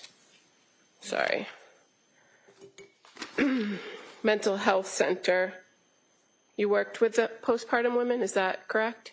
There were patients who had either were pregnant while they were there or delivered and were hospitalized after that, yes. Okay. And your involvement in this case with counsel, with defense counsel, wasn't directly that he reached out to you, was it? It was that you had provided some information as it pertains to a civil lawsuit that's pending. That's correct. Okay. And so this affidavit that counsel's been referring to that you drafted, you've revised it for these proceedings, but fair to say you went through a series of records that didn't include anything related to this criminal case, meaning no police reports, interviews, photos from the scene. Is that fair to say? No police reports, no photos from the scene. So the majority of what you reviewed pertained to medical records, right? Yes. And in fact, you cite to in your affidavit a New Yorker article for facts. Yes. That's where you got most of your facts, is from a New Yorker article. No, I also spoke to Mr. Clancy. You spoke to Mr. Clancy? Yes. Is that in your affidavit? Well, you have it before you. Can you point to a paragraph where you indicate that you got a report directly from Mr. Clancy? I don't know if it's in the affidavit. Okay. But I did interview Mr. Clancy for 90 to 100 minutes. Now, in relation to kind of going through the medical treatment, you indicate that the defendant reported that she was hesitant about taking medications. Do you recall that in paragraph 11? Yes. But you're aware that she sought out a psychiatrist, not a therapist, not a psychotherapist or a psychologist. She sought out a psychiatrist as her first contact in the postpartum period, correct? Correct. And psychiatrists presumably prescribe medications and don't necessarily offer psychotherapy, do they? Well, all psychiatrists are trained to do psychotherapy to some extent at least. But yes, they can also prescribe medication. And through the records, you learned that the defendant did have reactions to low dose of Zoloft. And your testimony is that a blood test would have helped. Is that your testimony? Yes. So a blood test that's about 4 or 5 months postpartum, how is that going to help prescribers? Well, the blood test I was thinking of was you could do a level of the antidepressant in her blood, and that would tell you whether it was average, expected given the dose, or too high or too low. And that would yield results if a person's only been taking medication for less than a week? Yes. But you indicate that over a period of 4 to 6 weeks is when you would expect to see a medication start to take effect, correct? It sometimes takes that long, yes. Now, you also spoke a little bit about Zulresso. You're aware from reviewing the records of Jennifer Tufts that she researched Zulresso and spoke about Zulresso, but never made a recommendation to the defendant that she do that injection. Yes. You also describe that by November 21st, that the defendant was experiencing suggesting symptoms of mania, like racing thoughts. But in fact, the criteria is not just racing thoughts, it's racing thoughts, pressured speech, correct? There are a number of criteria that are listed, but racing thoughts is one of them, yes. Okay. And you also list, or you identify in your affidavit, extreme insomnia, but for mania, it's not just insomnia, it's that there's insomnia with a decreased need for sleep, correct? it can be decreased feeling that you need to sleep even if you didn't sleep for several days, but it's also true that some people feel very tired. It's not just one or the other. You're aware that the defendant denied a decreased need for sleep around that time period in November from the records, aren't you? In that period, yes. Okay. You also indicated that in reviewing records pertaining to, I think you noted Jennifer Tufts, that her notes were a series of the record was a series of check boxes, right? That was your testimony? There are a few sentences, but they are mostly check boxes, yes. And fair to say, the way in which those notes are created, there are several areas in which notes are placed at different points in those records. There are notes at certain places, yes. And those notes are reflective of statements that the defendant was making about her mood and how she was feeling and symptoms, correct? Yes. Those are all important things for a treating psychiatrist to consider when they're considering a patient's overall presentation. Is that fair to say? Yes, fair to say.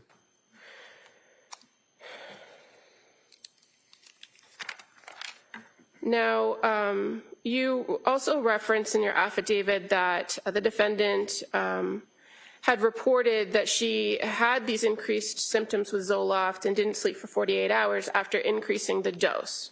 Remember that in the record? Yes, from 25 to 50. And you didn't review any police reports to identify that there were only 7 pills missing from that bottle of sertraline, did you? I did not review a police report, no. So if a person takes 7 pills over 1 week period at 25 milligrams, how do they increase the dose without more pills missing from the bottle? Well, I believe if you took 3 or 4 pills for a few days of 25, then you still would have enough pills to take 2 25s and increase the dose to 50. Right, but if a prescription reads that if 30 are filled and only 7 are missing from the pill bottle when it's located months later, then if you've taken 7 pills, you've taken 1 pill each day, correct? Not necessarily. I believe that she stopped taking the medication rather quickly. And I'm not sure which pill bottle you're discussing because, as you said, I didn't review a police report. Okay.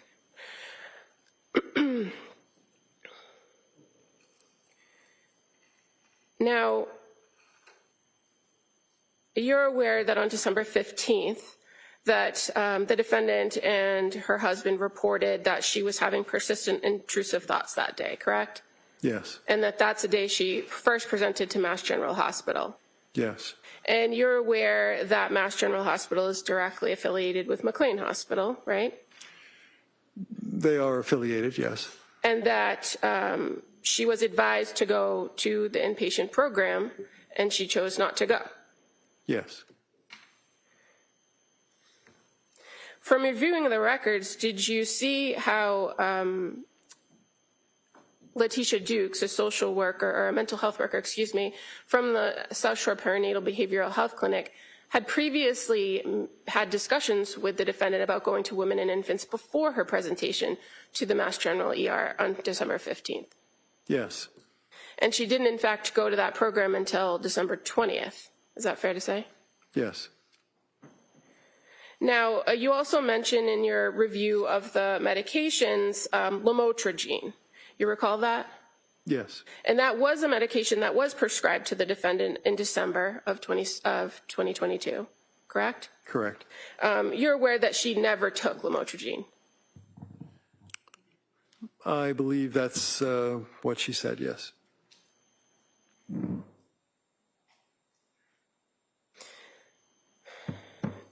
Now, you also were asked, or you spoke about Seroquel. So you're familiar with the prescription, or what was prescribed of the Seroquel over the period of time from November 30th through early December, correct? Yes. You've reviewed that. And so I think you testified on direct examination that the initial dose was a low dose, 25 milligrams.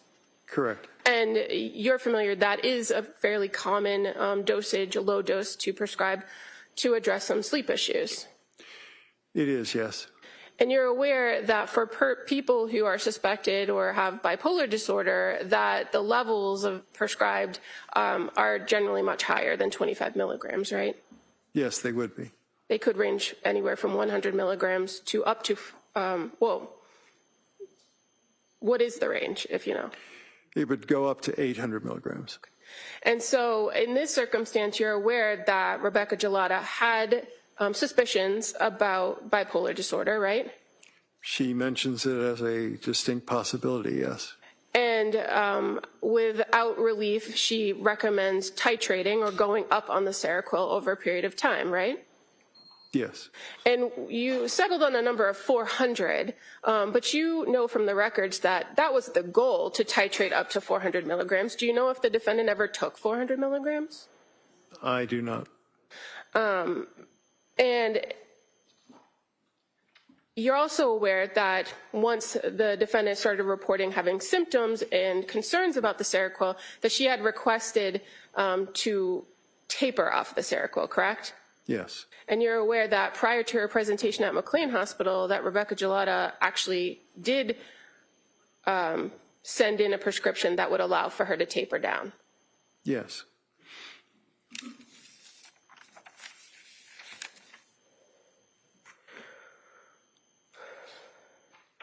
And when the defendant was admitted to McLean Hospital on January 1st, she was already on a taper plan, meaning she had gone back down to approximately 100 milligrams per night. I believe she was, yes. And that at McLean, they further immediately started to reduce the dosage with each night. I believe that was the plan at McLean, yes. So the first night she was there, she went down to 75 milligrams, correct? I believe that's correct, yes. And then by the time she was discharged, she was at 0. Yes, and they were talking about the amitriptyline. Well, did she leave McLean Hospital with a prescription for amitriptyline? I don't know if she left with a prescription, but it was discussed in the records that they recommended that. And as of January 12th of 2023, you're aware that the only active prescriptions for the defendant were for amitriptyline, right? Yes. And Valium as needed and trazodone. That sounds correct, yes.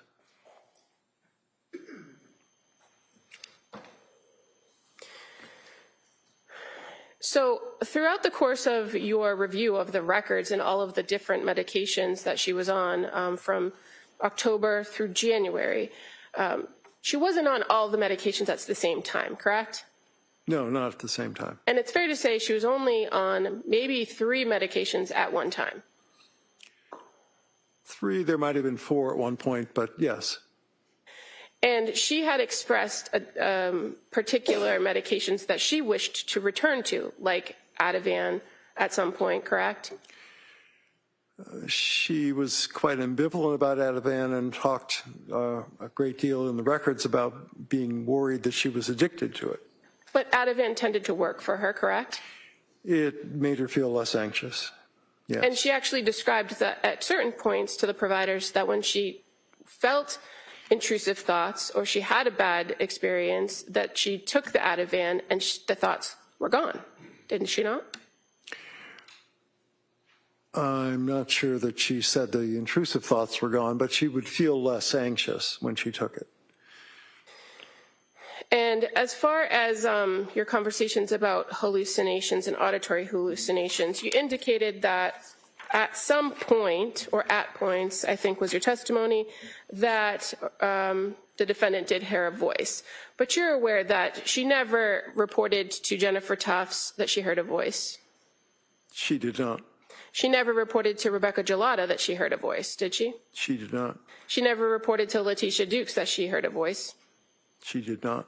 And the only time she's ever said that she heard this voice was on January 24th of 2023. Is that fair to say? Correct. Thank you. Nothing further. So when the district attorney asks you whether or not Lindsay, after all the symptoms that we've already gone through, told Rebecca Gelada that she heard a voice, told Dr. Tufts that she heard a voice, and denied that she heard a voice, would you agree that there are reasons that a woman would not tell the doctor or minimize their symptoms out of fear? Yes. What kind of fear? Fear of what? Well, in the records it's stated that Ms. Clancy reported she was worried that her children would be taken away from her perhaps by the Department of Children and Families, if she reported very severe symptoms. The other thing is, as a health care professional, boards of registration sometimes take a dim view of people who have been in treatment for certain psychiatric illnesses. And so she might have been concerned about her nursing license, but that's speculation. So there are other reasons why a person may be concerned about telling healthcare providers, mandated reporters, that they're hearing voices, correct?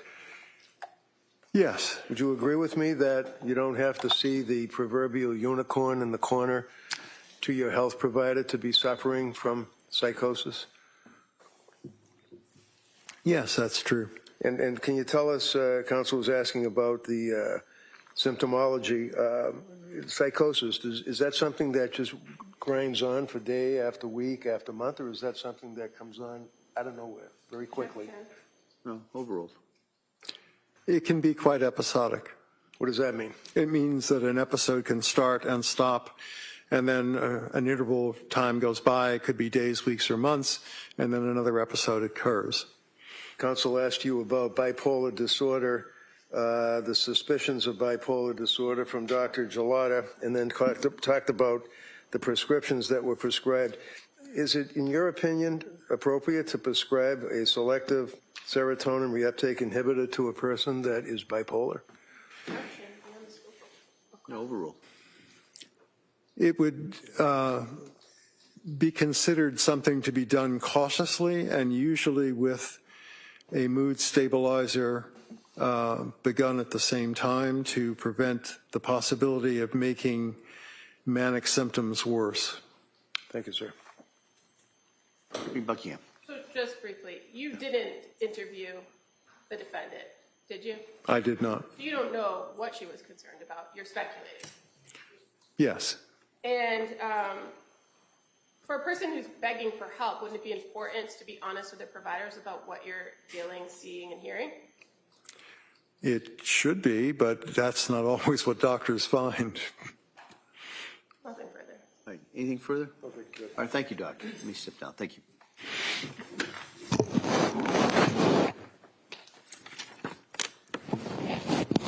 Could I see a sidebar again, scheduling?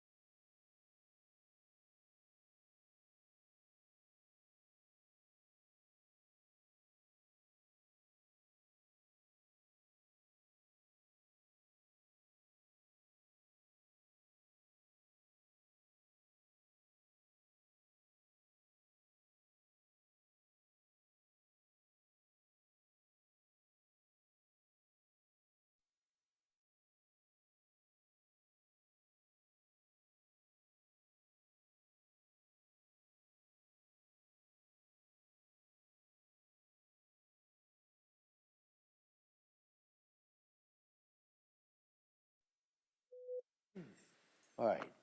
So members of the jury, what we're going to do is we're going to break at this point till 2 o'clock. All right. And much of the next longer break will be trying to resolve the technology issue that we had. And so if it's resolved, we may call one witness. If it's not, we'll call another witness. So, so we're going to try and get that all done during the break. So with my skills and technology, that's why we probably need a little bit longer than just the hour. So, we'll in recess till 2 o'clock. We'll come back in for the next witness. Okay. Thank you. All rise, please. Jurors exit.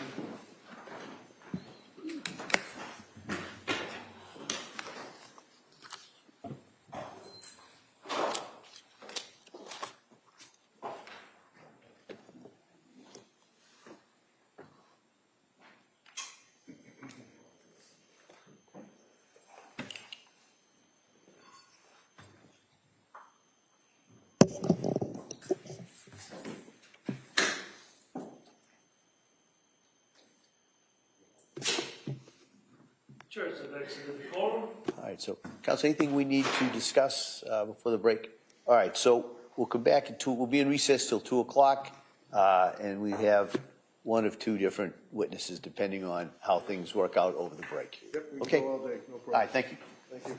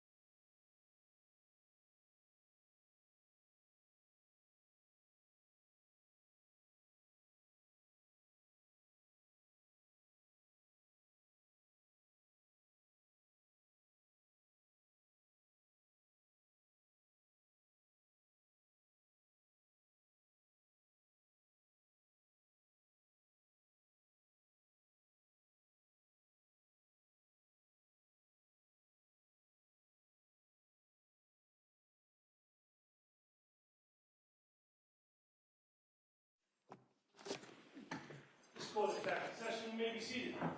Your Honor, the purpose of the record is to refer to matters Commonwealth versus Lindsay Clancy. All parties are present, excluding the jury. All right. Counsel, we all set? Yes. All right, ready for the jury? Yes. Okay, yeah.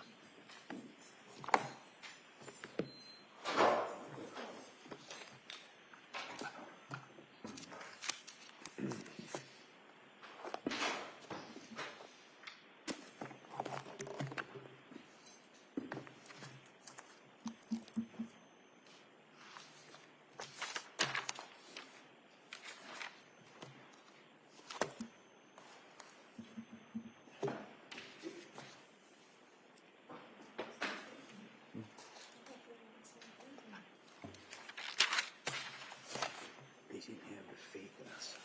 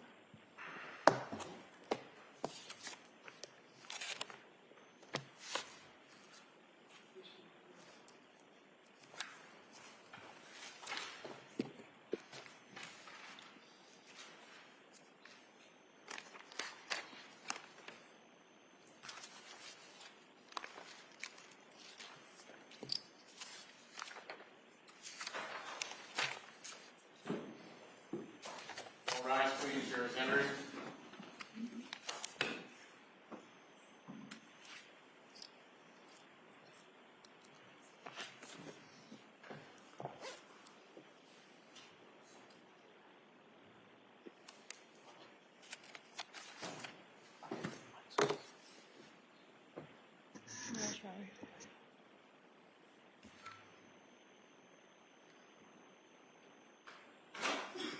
Court is back in session. You may be seated.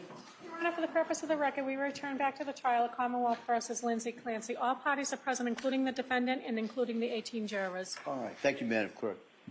Members of the jury, I think we got everything fixed. So thanks for your patience. The next witness that's going to testify is going to be testify either by Zoom or teleconference, as you can see. I just want to tell you, this witness will be under oath, and you can consider her testimony the same as if she was testifying here live.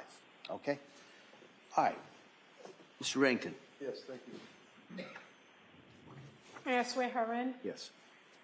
Dr. Laprasado, please raise your right hand. Do you solemnly swear that the testimony and the evidence you shall give to the court and the jury in the matter now pending between the Commonwealth and the defendant at the bar shall be the truth, the whole truth, and nothing but the truth, so help you God? I do. Thank you. Counsel. Good afternoon, Doctor. Can you hear me? You're a little echoey, but I can hear you. Okay, I'm just standing in the corner here so that everybody can hear you. Tell us your name and spell your last name, please. Dr. Elizabeth Laposata, Laposata. And fair to say that you have some issues that require you to speak to us today by Zoom rather than appearing in person as you intended to do. Is that correct? Yes, that's correct. Okay. Tell us what you do for work, Doctor. Well, I'm a medical doctor, board certified in anatomic and forensic pathology. So I have an active practice in forensic pathology where I review cases to understand how people get injured or how people die. And how can you tell us your educational background? Certainly. I graduated from Bucknell University in 1975, cum laude with honors in biology. I went to University of Maryland School of Medicine, where I graduated with an MD degree in 1979. I did my 2 years internship at Johns Hopkins Hospital in anatomic pathology, which is the study of diseases of the body. Then I trained in St. Louis, Missouri with a fellowship in forensic pathology, which is understanding causes of death and how trauma affects the body. Do you hold any board certifications or any licensures in that field, Doctor? Yes, in 1983, excuse me, I sat for my board exams and became board certified diplomat of the American Board of Pathology in anatomic and forensic pathology. And tell us your work history, if you would, please. Certainly, since I became board certified in 1983, I've had faculty positions in St. Louis University School of Medicine, where I also was the assistant medical examiner for the city of St. Louis. I then moved to Pennsylvania, Philadelphia, where I ran the autopsy service at the hospital at the University of Pennsylvania. Had a faculty appointment there, a research lab, and I taught forensic pathology to medical students. I was also a City of Philadelphia medical examiner. After that, I was a assistant medical examiner for the state of Delaware.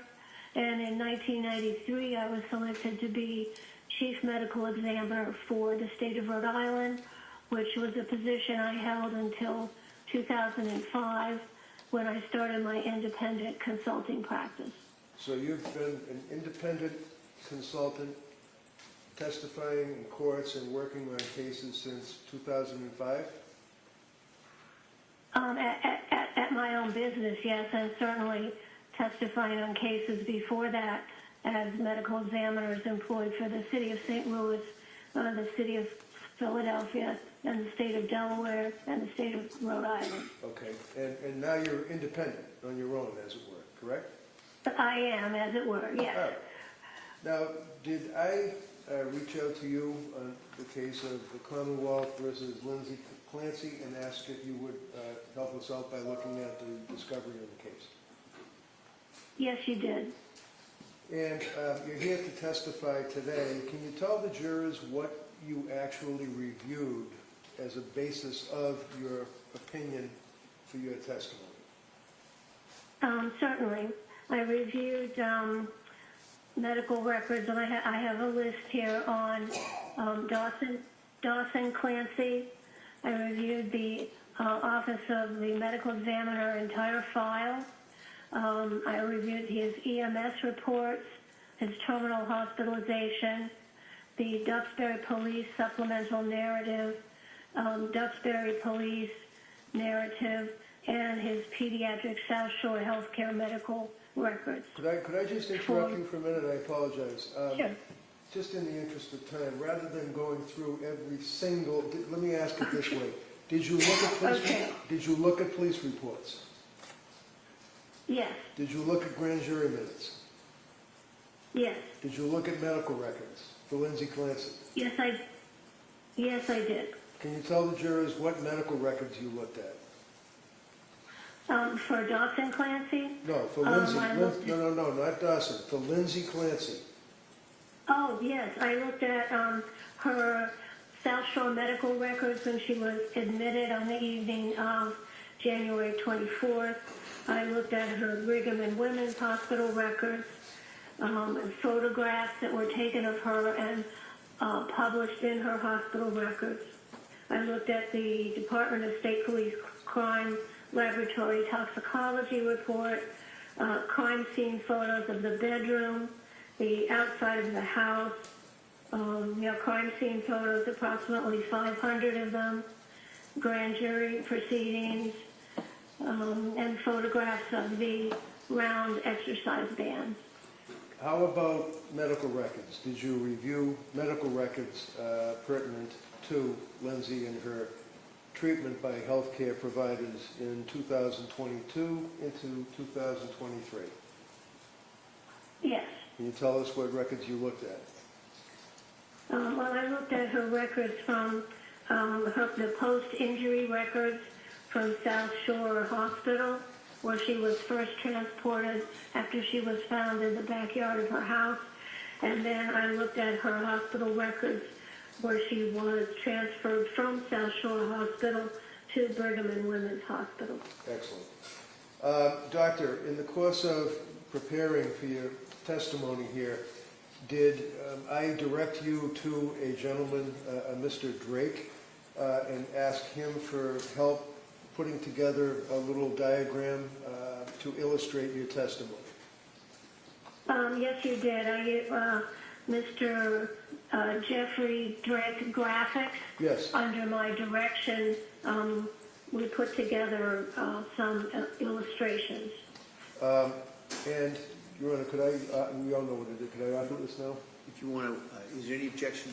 It's the prior Other than, questions. yeah, so same ruling, that may be admitted. Do you want to pass out those? Sure, that'd be great. Yeah.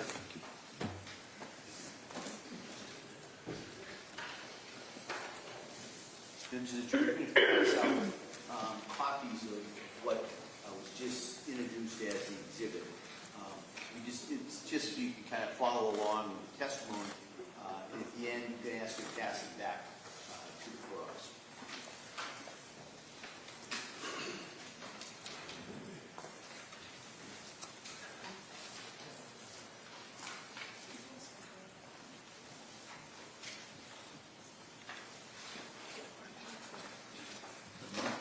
Mark that. Thank you.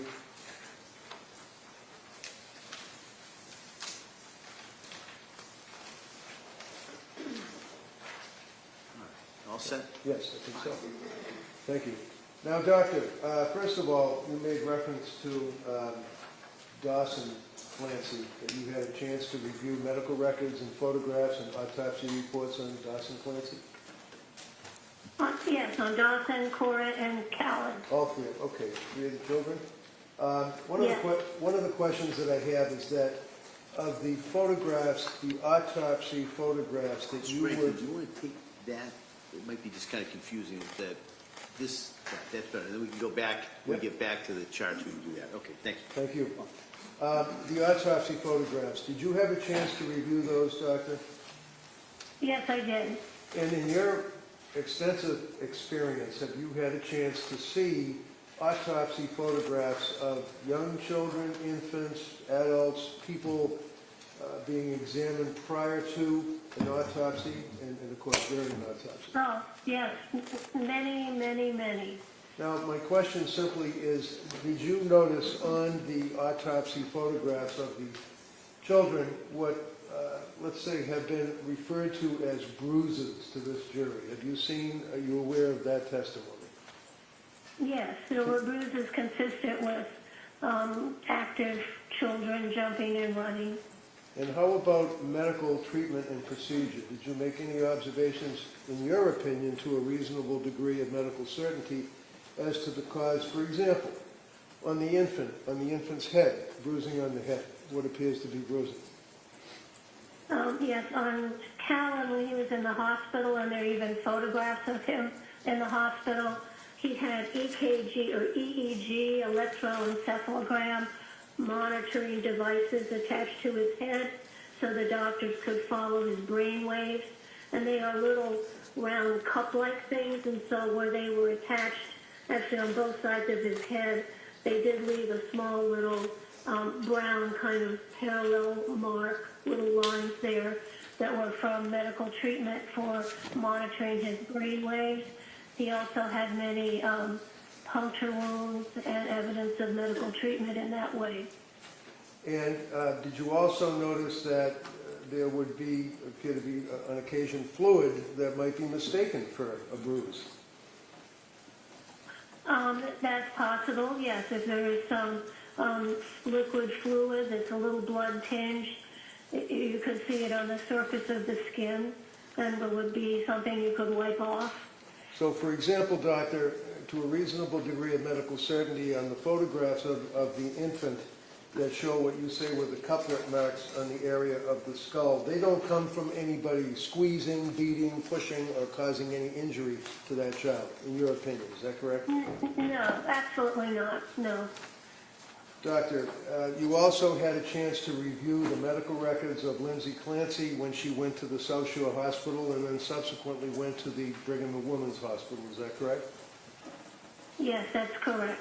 And you don't have to get into detail, we've heard it a number of times, but there were injuries to her left wrist, her right wrist, her neck, is that correct? Yes, there were sharp force injuries to those areas. And in your practice as a pathologist, have you had occasion over the years and over the many cases that you have had involvement with to observe self-inflicted wounds to a person's wrist or their neck in the course of a suicide attempt? Many times. And can you tell the jury, to your opinion, to a reasonable degree of medical certainty, as to the nature of these injuries, and are they consistent with somebody trying, in your opinion, wait a minute, trying to kill themselves? Objection. Sustained. So you would agree that there's an injury to the left wrist, injury to the right wrist, that's a sharp incised wound, is that correct? Yes, they're cutting type wounds made by a sharp object such as a knife. Okay. And how about the neck? Did that penetrate the fascia, or did that penetrate the skin? To what degree? Yes, there were also linear, superficial incised wounds to her neck, and there were several of them, and one or two of them went deeper. There was bleeding also from the wounds on the wrist, and there were numerous attempts at cutting the skin, which we call hesitation marks, which are a classic finding in suicide attempts. And those incisions did cut in through the skin and cut blood vessels that were under the skin. And you can also tell from looking at the photos of Lindsay taken in the hospital when she was first admitted, and also when the photograph of the bedroom, her bedroom, you could see there was significant bloodshed event from those cutting injuries. Now, did she also sustain an injury to her neck from your review of the medical records? Yes. Can you tell us what type of injury, and if we could, and if it assists the jury with you, you can make reference to the pages of the little report in the diagrams, page 4, 5, and 6, and tell us what we're looking at. Okay, let's see. So are we ready to look at number 4? Sure, yep, start off with 4. Okay. Just so I think that's the first page that you have, so just... Yes, that's right. Yes, page 4 is actually page 1.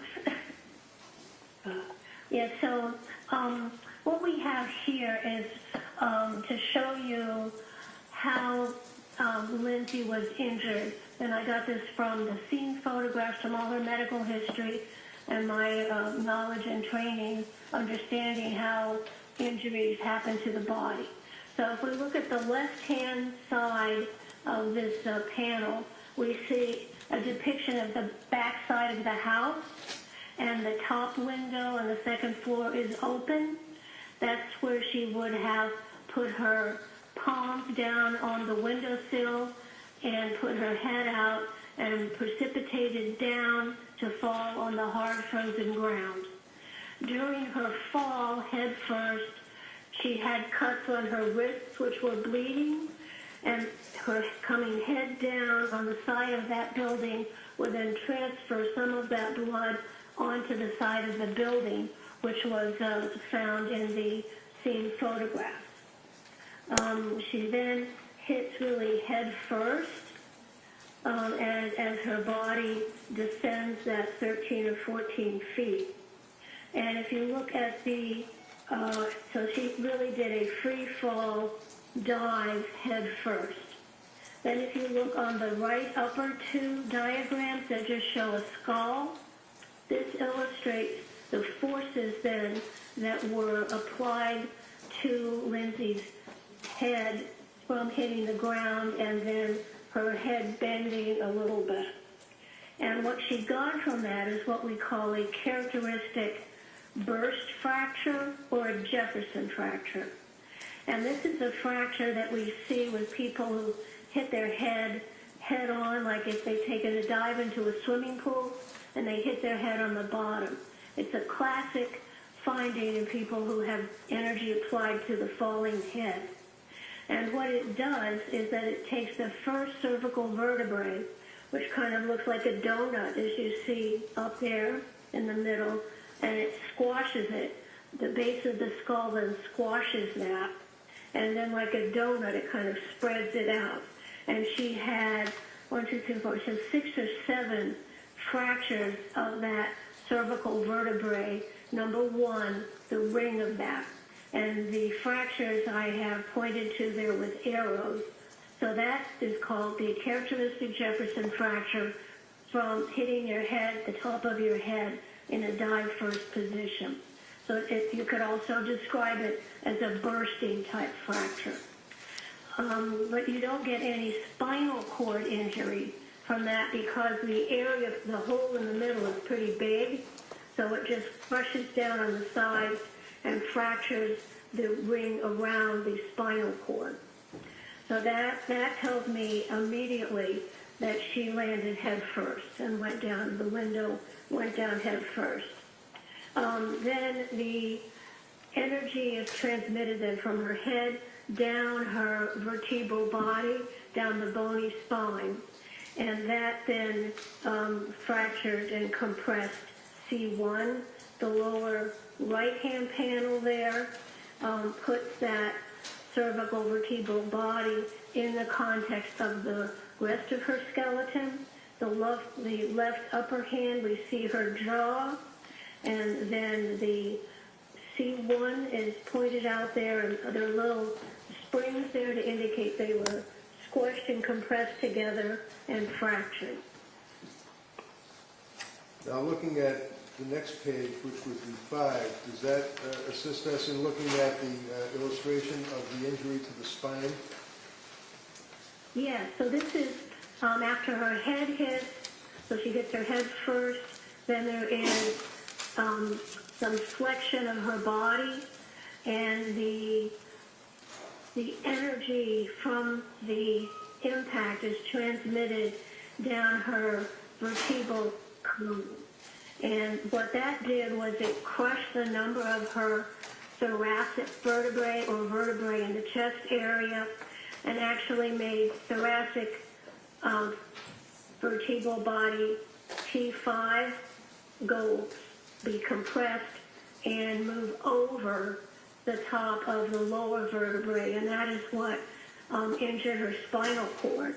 In the right-hand panel there, the yellow tube coming down is the spinal cord, and the T thoracic vertebral 5 and 6 is pictured there, and you can see that her whole spinal column was compressed and it moved forward and out of place, causing her spinal cord injury.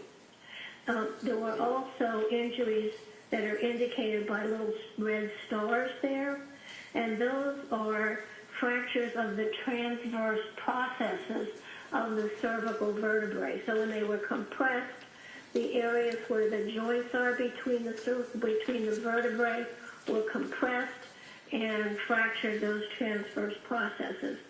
So she had a bending injury, and she also had a right posterior rib injury. You can see on the left-hand panel, her shoulders are also hitting the ground, and that caused a fracture of the right first rib in the back, and the flexion of her neck also damaged her thyroid gland and some of her voice box cartilages. And if we look at panel page 6, can you tell us what we're looking at there? Yes, this is the final resting position of Lindsay's body, as documented in all the materials I reviewed. That is on the left-hand side. So she is lying down on hard, frozen ground. Her clothing is wet. She has on indoor clothing. The time that this occurred, it was dark and no sun. The temperature was in the low 30s, so she is going to be at risk of her body temperature going down, lying on that cold ground. in addition to, now that her thoracic chest spine is fractured, that has totally disrupted the thermal regulation of the bottom half of her body. So she is going to lose heat from the lower half of her body and to approach ambient temperature.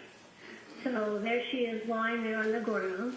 Then if we go to the right side of that, this is a scene photograph showing the area where Lindsay's body landed. You can see on the right at the base area, there is some medical debris from the EMS emergency treatment. Then circled in or put in a red square is a little bit of snow that has some blood on it, which would correspond to her position lying down as we see it in the left-hand side there. And up in, sorry, go ahead. Okay, then the last bit here is a X-ray of Lindsay, which was taken in early February after she had surgical stabilization of her fractured spine. So this is looking at the side of her, and you can see the hardware, which they look like little golf tees going to the left side. So this is the surgical metal hardware that was placed in her spine to open up and align her spine to try to preserve any function that was still available. Now, doctor, when she went to the Brigham and Women's Hospital, were you reviewing the medical records and able to discern that she actually coded as a result of her injuries? Yes, she did. She was in spinal shock and hypothermia, and her heart did stop.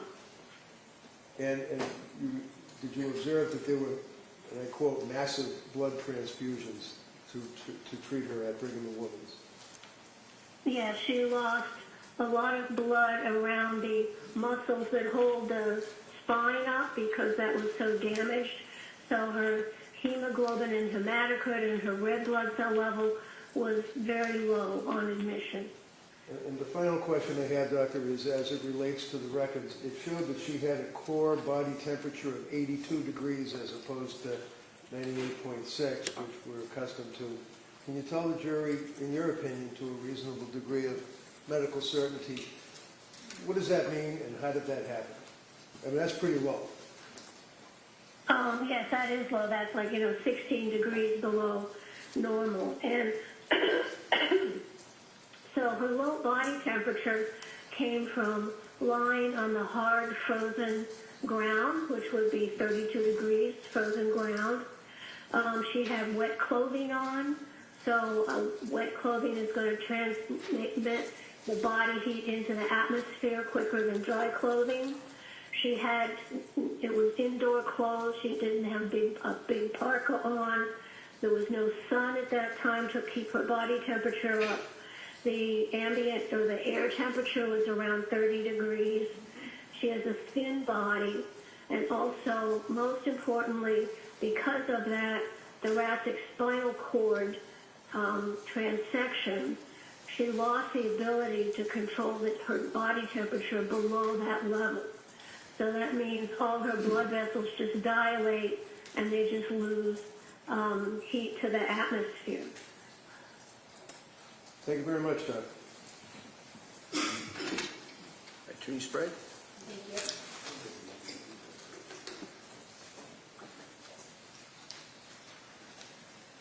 Dr. Luxon, Yes. you were head of the Rhode Island Office of the Chief Medical Examiner when it was cited for 10 violations and unsafe conditions, correct?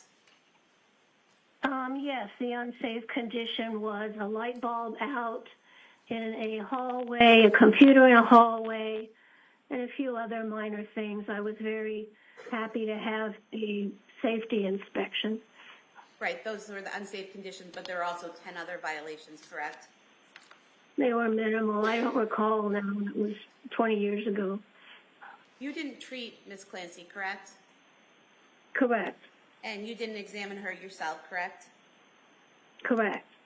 Now, you talked about a Jefferson fracture and, or a C1 burst fracture and how it can be from hitting the top of your head, correct?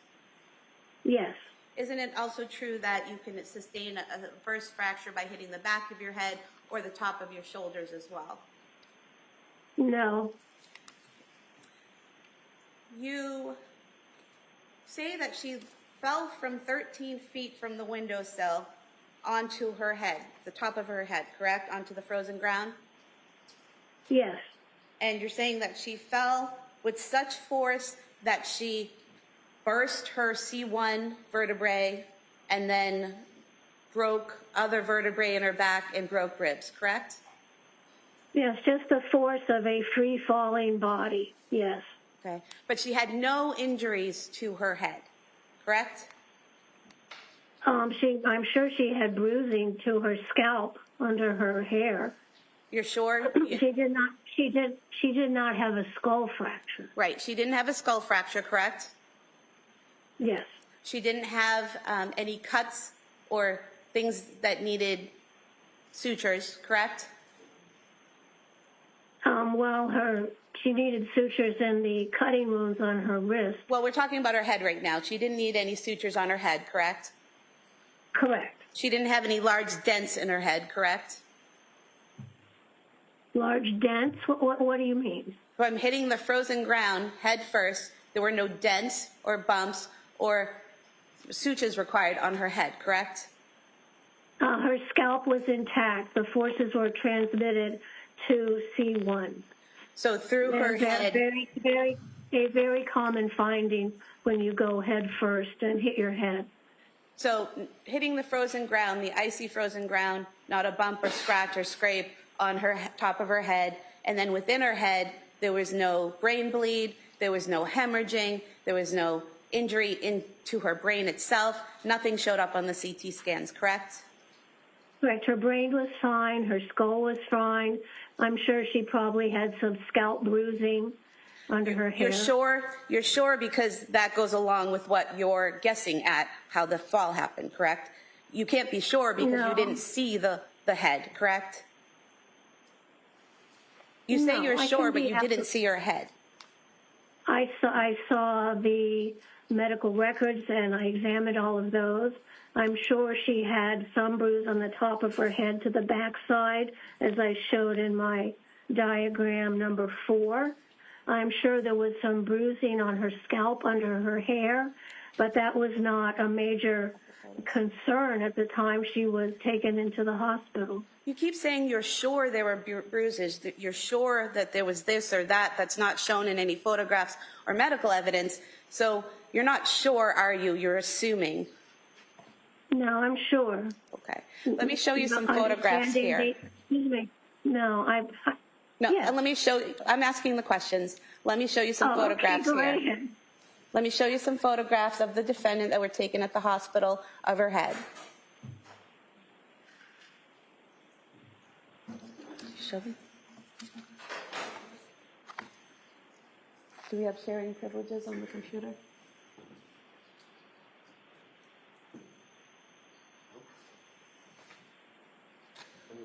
Whatever you want, we'll do it.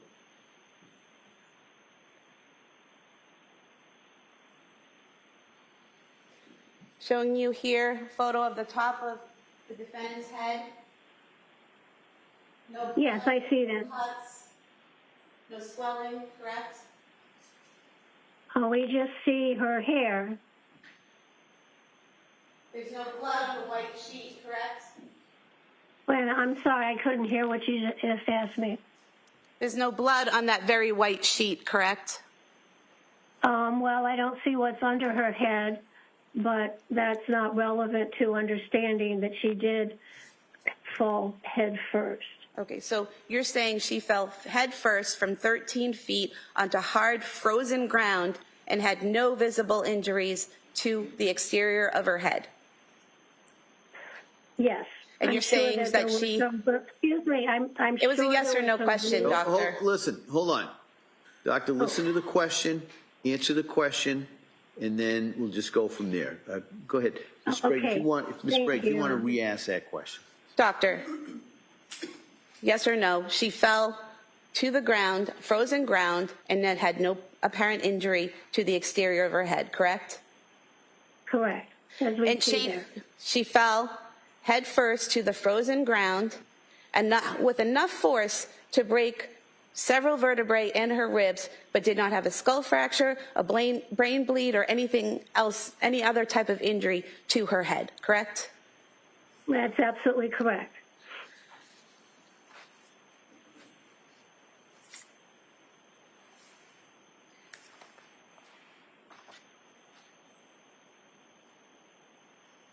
Move to put the photographs we were just showing into evidence. Any objection? All right, they may be admitted. 282.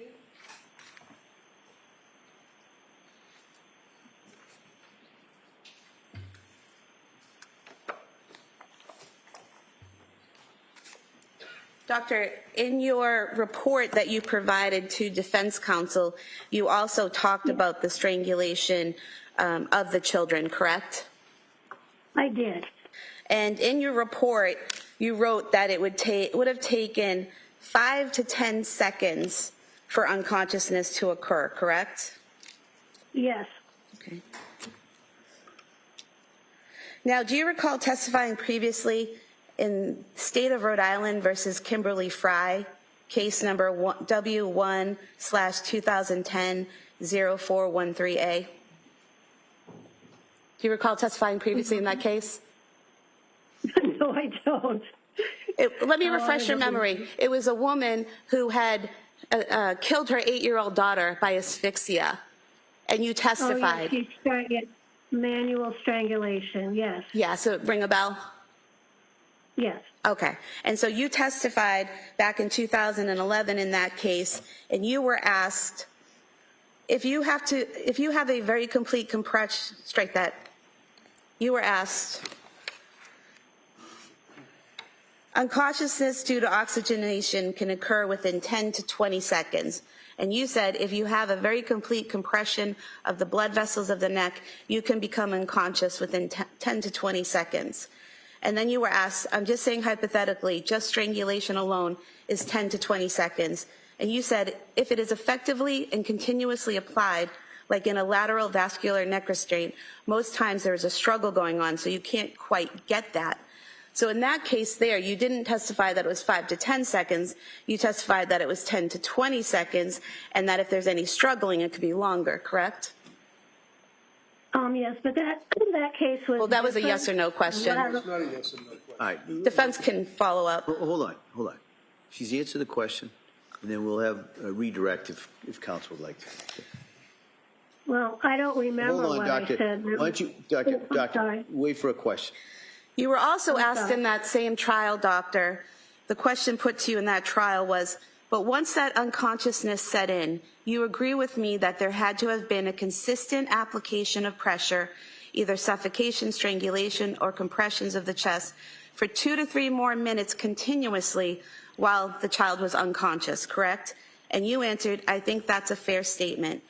And the question was, you said that before yourself, correct? And you answered yes. And then the question was, I'm asking your opinion, and you said, the question was, after Camden became unconscious, after 2 to 3 minutes of continuous application of one of those 3, and you answered correct. Is that right? I have no memory of that. I'm sure you're reading it correctly. Well, you have memory of your medical knowledge, correct? Sure, I have memory of my medical knowledge. And so at that point in time, in 2011, you testified that you would have to strangle someone 10 to 20 seconds at least to unconsciousness, and then you would have to continue to strangle them for 2 to 3 minutes for death to occur, and you said correct. Is that still your medical knowledge? That's a different case. That was not ligature, that was a manual. So either way, you're talking about the compression of the neck causing a loss of oxygen and blood, correct? I'll allow this question. Go ahead. Yeah, there are many ways that can occur, and the way the pressure is applied is very important in understanding how long it takes to become unconscious. These are the children here were the victims of what we call ligature strangulation. The Fry case that it's coming back to me a little now, that was a manual strangulation and also a body compression, which is a totally different type of asphyxia. I mean, you were asked about that in that case, and you were asked, but once unconsciousness has set in, you agree with me that there has to be consistent application of pressure, either suffocation, strangulation, or compressions for 2 to 3 minutes more, and you answered correct. So not all three. You said either one of those could cause death after 3 minutes, correct? Yeah, just if you could rephrase that question. You were asked, but once unconsciousness set in, you agree with me that there had to have been consistent application of pressure, either suffocation, strangulation, or compressions of the chest for 2 to 3 minutes more continuously while they're unconscious. And you said, I think that's a fair statement. So that's what you said, correct? Yes, in order to become dead, brain dead, you need the physiology is that you become unconscious within 5 to 10 seconds, and then you're unconscious, but that's not dead. Then that continued constriction of the blood flow has to be still continuously applied for the brain to die. Correct. So that is what happens, and that's what happened to the Clancy children. The ligatures were wrapped around. They went unconscious in 5 to 10, maybe 20 seconds, probably less than 20 seconds because it was a ligature, not a manual strangulation. So it was immediately compressed, unconsciousness within 10 seconds, and then death within 5 to 10 minutes after that. with continuous pressure, pressure around the neck. Yes, because this is a ligature strangulation. Thank you. Not manual. Okay, so when you're talking about ligature strangulation as opposed to manual strangulation, tell us in your mind what that means. Well, they're very, very different. Manual strangulation means that somebody's used their hand and they've pressed either side of the neck. Okay, that the hand is manual strangulation. Strangulation means that you have stopped the blood flow that comes out of your brain, and the carotid artery continues to pump oxygenated blood into your brain, but it can't drain out through the jugular veins. So with continuous pressure, then the blood can't get in because it can't flow out. It's kind of like stopping up a pipe. And then so you go unconscious within 5 to 10 seconds, but then with continued pressure, your brain dies. So the difference between manual and ligature is that manual can be kind of an off and on thing. You may you have a jugular vein on either side of your neck. So if you're using a hand, you might compress one greater than the other. You might let go. The person that you're trying to strangle may struggle and remove your hand a little bit. So it's a very different sequence of events to end up with brain death and asphyxia. Whereas wrapping a round loop resistance band, which is a ligature, immediately compresses those vessels. There's no coming off. There's no putting back on. So it's a very complete, one-time, immediate, non-varying compression with those exercise bands ligature, which causes unconsciousness effectively within 4 to 10 seconds.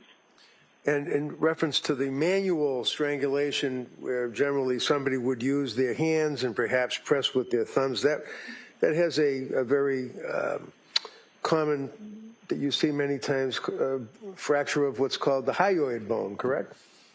Yes, that can happen, absolutely. A little U-shaped bone up underneath the jaw.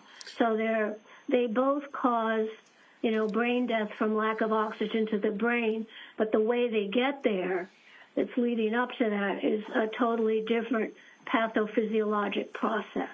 So when counsel went through the Rhode Island case, whatever that name was, and was reading from a transcript and asking you questions about the time that a person through manual strangulation, and then she made reference to suffocation, she made reference to strangulation, she made reference to compression of the chest. That has nothing to do, in your opinion, with the ligature strangulation. Is that correct? It's a totally different mechanism of injury. Thank you. Sprague. Doctor, as you said a few moments ago, the ligature causes unconsciousness, and then the pressure has to continuously be applied for several minutes to cause death, correct? Yes. Thank you. All right. Anything further? One other question. On the ligature, doctor, and we discussed this, is the ligature, does that require a person to stand over the body and continuously apply pressure to the ligature, or walk away leaving the ligature? No, in this case, these were elastic round loops that were put around, somewhat tightly, pinching the skin. You could see little lines where the skin was pinched, and it just stays there. So it's a immediate compression of those tubular veins, staying there, and then death occurs minutes later. Thank you. Doctor, did you see these exercise bands? Yes. And you know that they're one long line with a handle on each end, correct? Right, and they're round. They're a cylinder. Right. They're not like a flat band. And you know they were wrapped around each child's neck and pulled to strangle them, correct? Well, they were wrapped several times, firmly enough around the neck to close off the jugular veins. And you're not aware, there's been no testimony, no evidence, nothing showing that they were knotted and left there, correct? Uh-oh. They weren't tied in a knot and left around their necks, according to any of the evidence, correct? The important part to me was they were wrapped several times, and then whether it had a bow or a knot would not really be important. It was secure and wrapped around the neck several times. Yeah, I can tell that from the appearance of the skin on the neck that on top.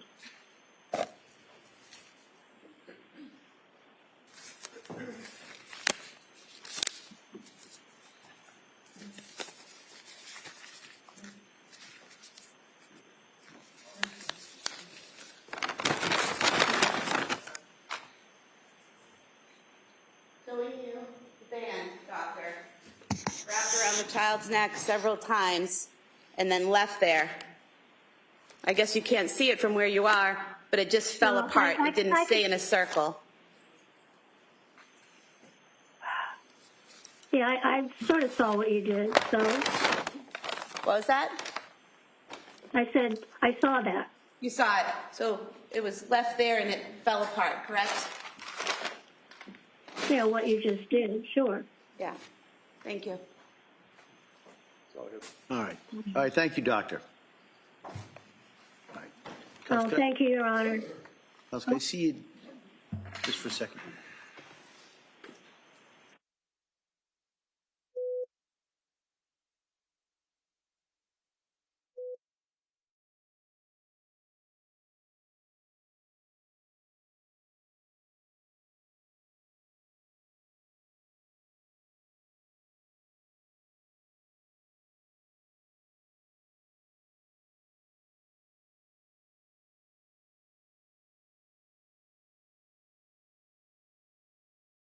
Short break to take the equipment down. It took us hours to get it up. Hopefully it'll take us about 5 minutes to take it down. I'm just going to ask you a very quick break, and then we'll bring it right back in. We'll call the next witness. Okay? All right. Thank you, Your Honor. Next thing. Jurors, leave everything right on the chair.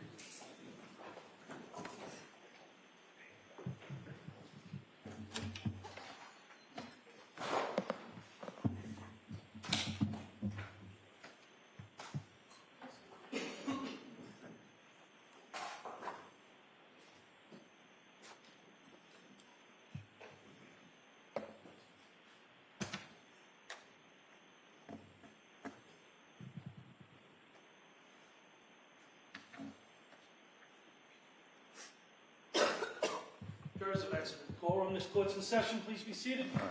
So we'll be in, I know we always say it, but we'll be in a short recess. Come soon as we can get the equipment down, we'll come right back out. We'll take the next witness. Okay? Thank you. Goodbye.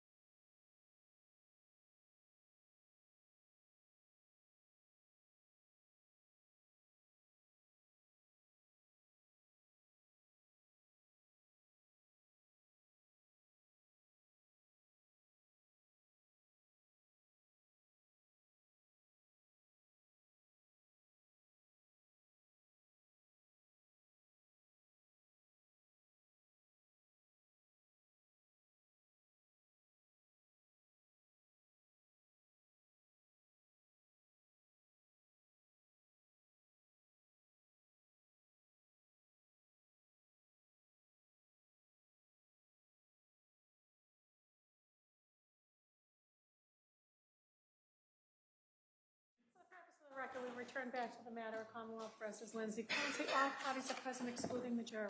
All right. Counsel, we ready for the jury? Yes. Okay. Yeah.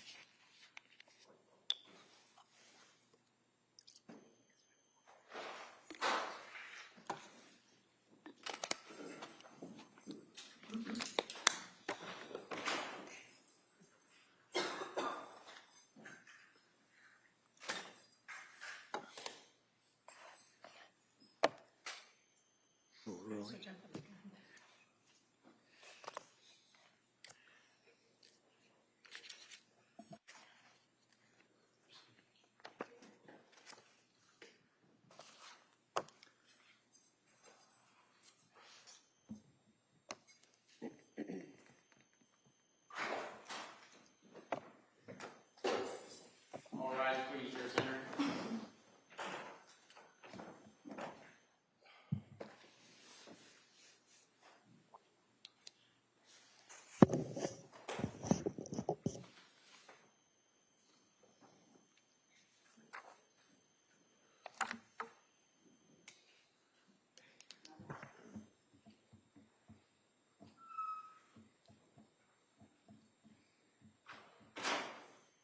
Court is back in session. You may be seated. Your Honor, for the purpose of the record, we return back to the trial of Commonwealth versus Lindsay Clancy. All parties are present, including the defendant and including the 18 jurors. All right. Attorney Reddington. Thank you. Call Dr. Paul Zeisel, please.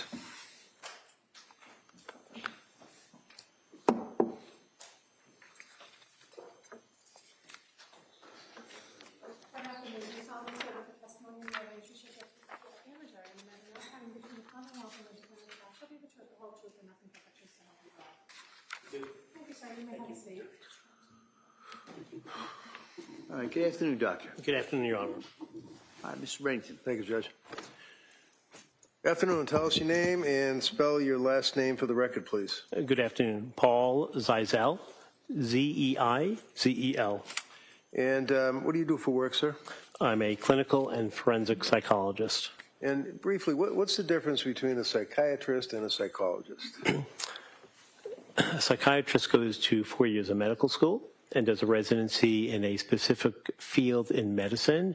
A psychologist goes to graduate school, generally 4 years, and gets a PhD or a PsyD, a Doctor of Psychology, in psychology.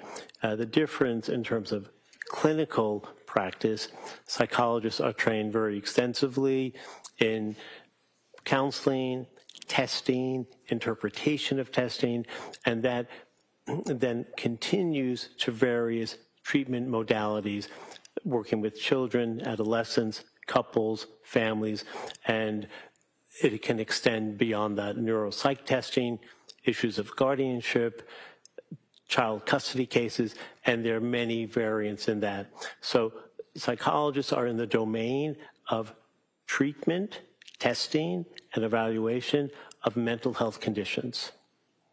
Can psychologists prescribe medication?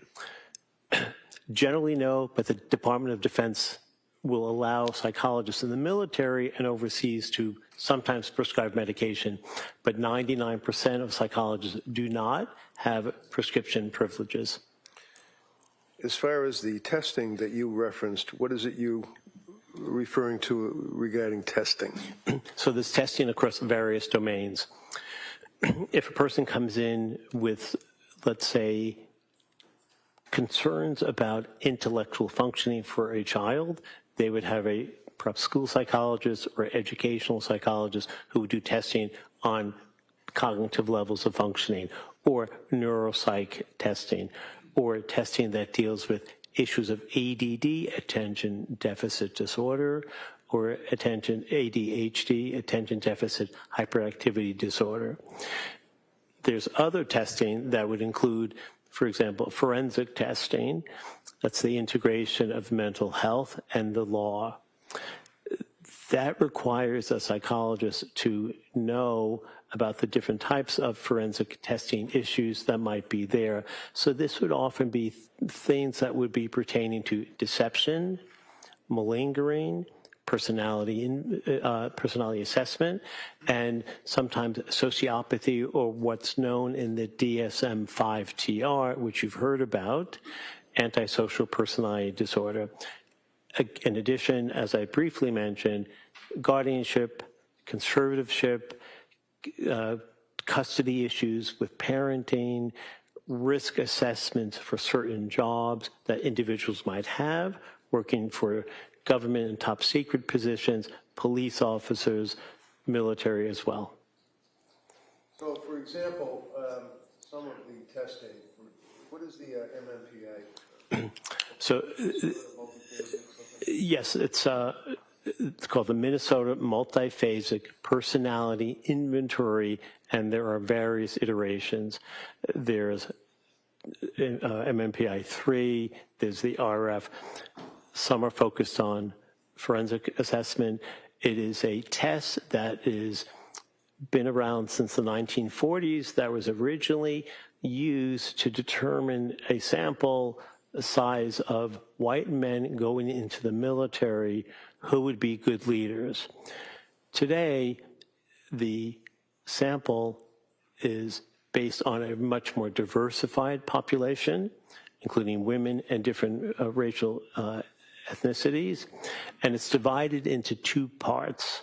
One part has what we call a validity and reliability scale and a lie scale. Validity. The lie scale, is that also referred to as the K scale? Yes, it could be considered part of the K scale, and it's whether someone is being dishonest with the test, but it will change slightly because people on some tests, psychological tests, will want to come across as faking good. Some people will want to come across as faking bad. Faking good would be a mother whose children were taken away. She would like to get them back, so she wants to come across as the healthiest person there is.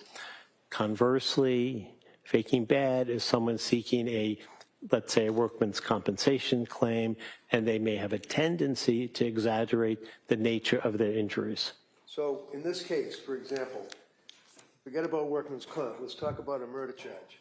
If a defendant submits to a psychological test, such as the MMPI, and the interpretation by a psychologist of the results of that test, if the person wanted to pretend that they were suffering from a disease, a defect, would that test ostensibly be able to tell the psychologist that? Yes.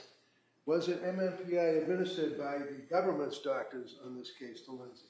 Yes. Did that have a K scale as to whether or not she was lying or exaggerating or malingering or trying to fake that she had some disease or defect?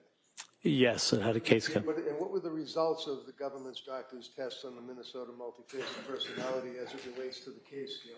Objection. Yeah, can I see counsel over here?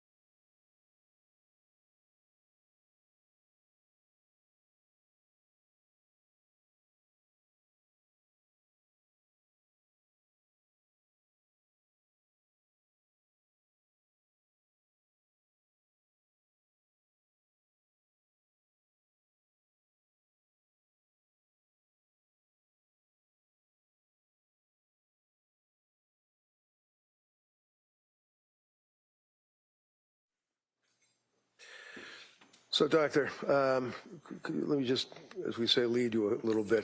Yes or no answers would be fine. Were you aware that a test was administered by the government's doctor, I think it was Dr. Helbrin, to Lindsay Clancy in the course of the government's evaluation? Yes.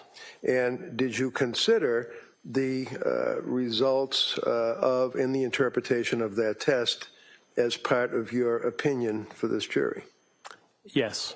And to that extent, as you discuss whether or not somebody is faking or somebody is exaggerating, do you have an opinion based upon your review of the discovery in the case to a reasonable degree of medical certainty as to whether or not Lindsay Clancy, in the course of that evaluation, was malingering or lying or exaggerating?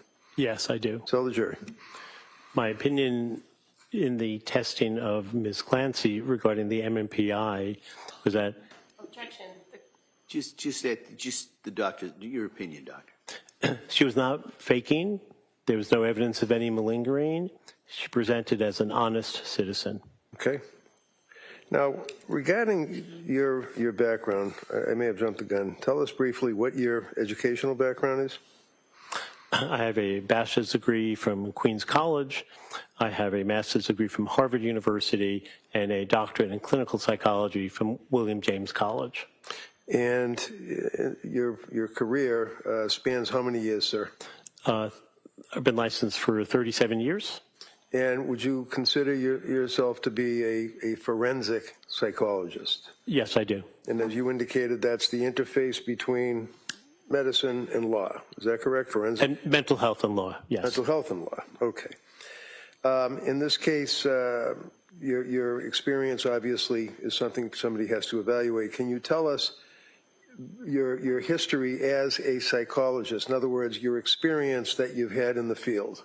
Yes. Well, in the field, I have, as a forensic psychologist, been involved in over 1,000 cases, testifying for both the Commonwealth as well as for Respondents' Counsel. I testify more for respondents or defendants these days. I've been qualified in every court in the Commonwealth with the exception of Nantucket because I've not done any cases in Nantucket County. I have a small private practice. I have done work with governmental agencies, a psychologist for the DEA, Drug Enforcement Administration, and I've worked as a federal contractor, as a vendor overseas for the State Department in Afghanistan. How long were you in Afghanistan?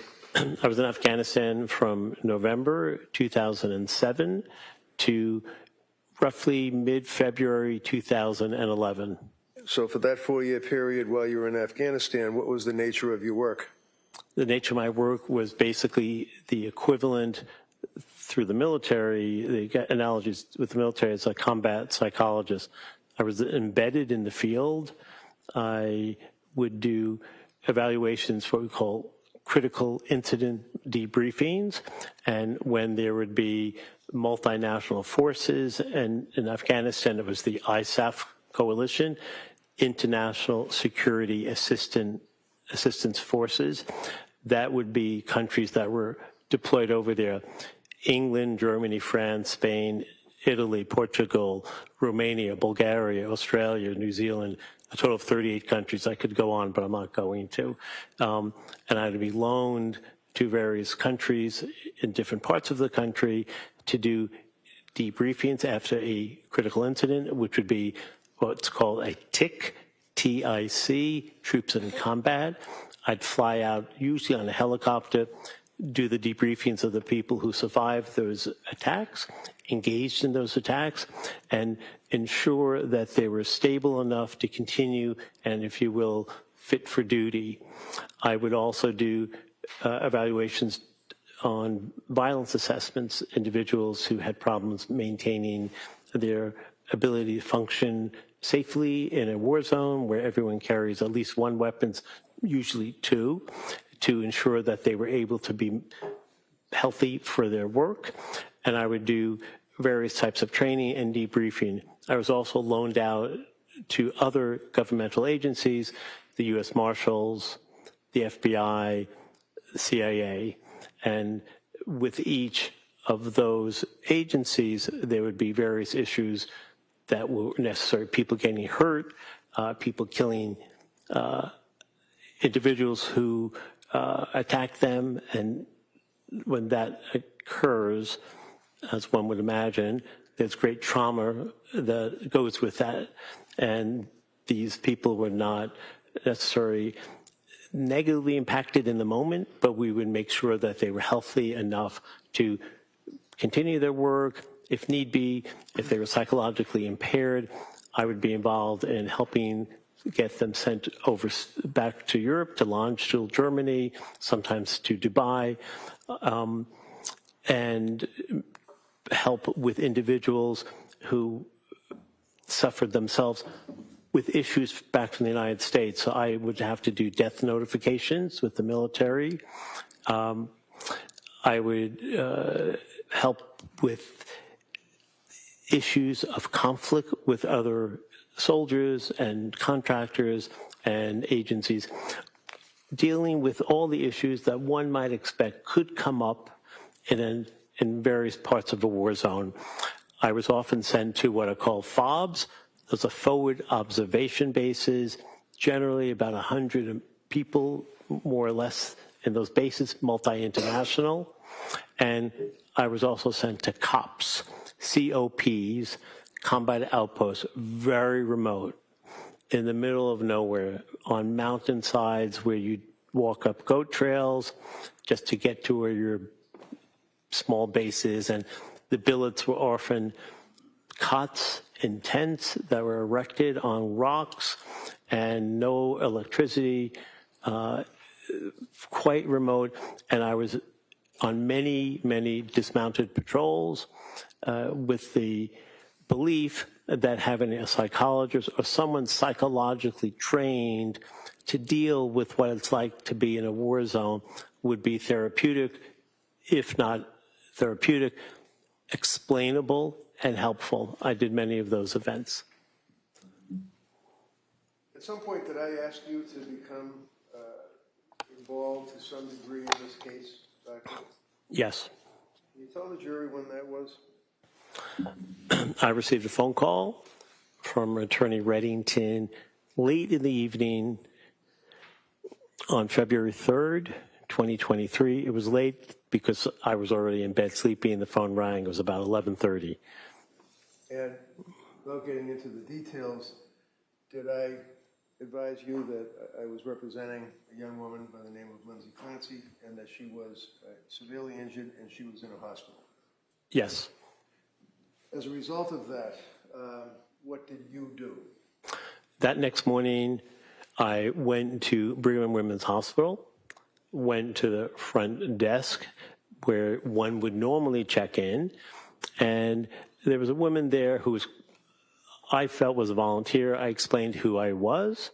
I explained that I was asked by Attorney Reddington to evaluate Ms. Clancy on the surgical ICU unit. Were you able to access her to speak to her? Eventually, yes. And when you say eventually, what's the time frame we're talking?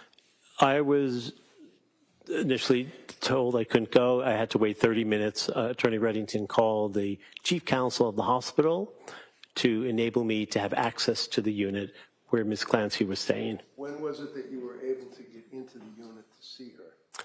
12:30 in the afternoon. What day? February 4th. So it would be January 24th, 7, so this is almost 11 days later, right? Yes, You're also aware that I needed a court order to get you into the hospital. that's correct. And were you able to ultimately get in the hospital, go to the surgical unit, and meet with Lindsay? Yes.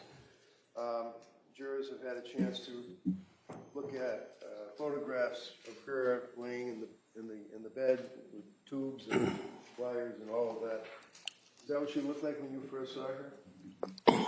Yes. However, she was also, with her right arm, as I recall, shackled to the bed with handcuffs. So they're not little soft little things that tie her hands to the side of the bed, but they're handcuffs? They weren't soft. They were regular, but appeared to be metal handcuffs that police officers and perhaps officers in this court use for detaining people and arresting people. They were not soft. While she's laying in the bed, did she have the tubes and the wires for treatment in the emergency, the intensive care unit, I should say? Yes. Was she intubated at that point, if you recall? She was not. So she was able to speak? Yes. Was she able to move obviously she's chained to the bed, so she couldn't get up? She could not get up. She couldn't move below her sternum, the chest bone. At that point, had you and I met and talked about this case at all? No.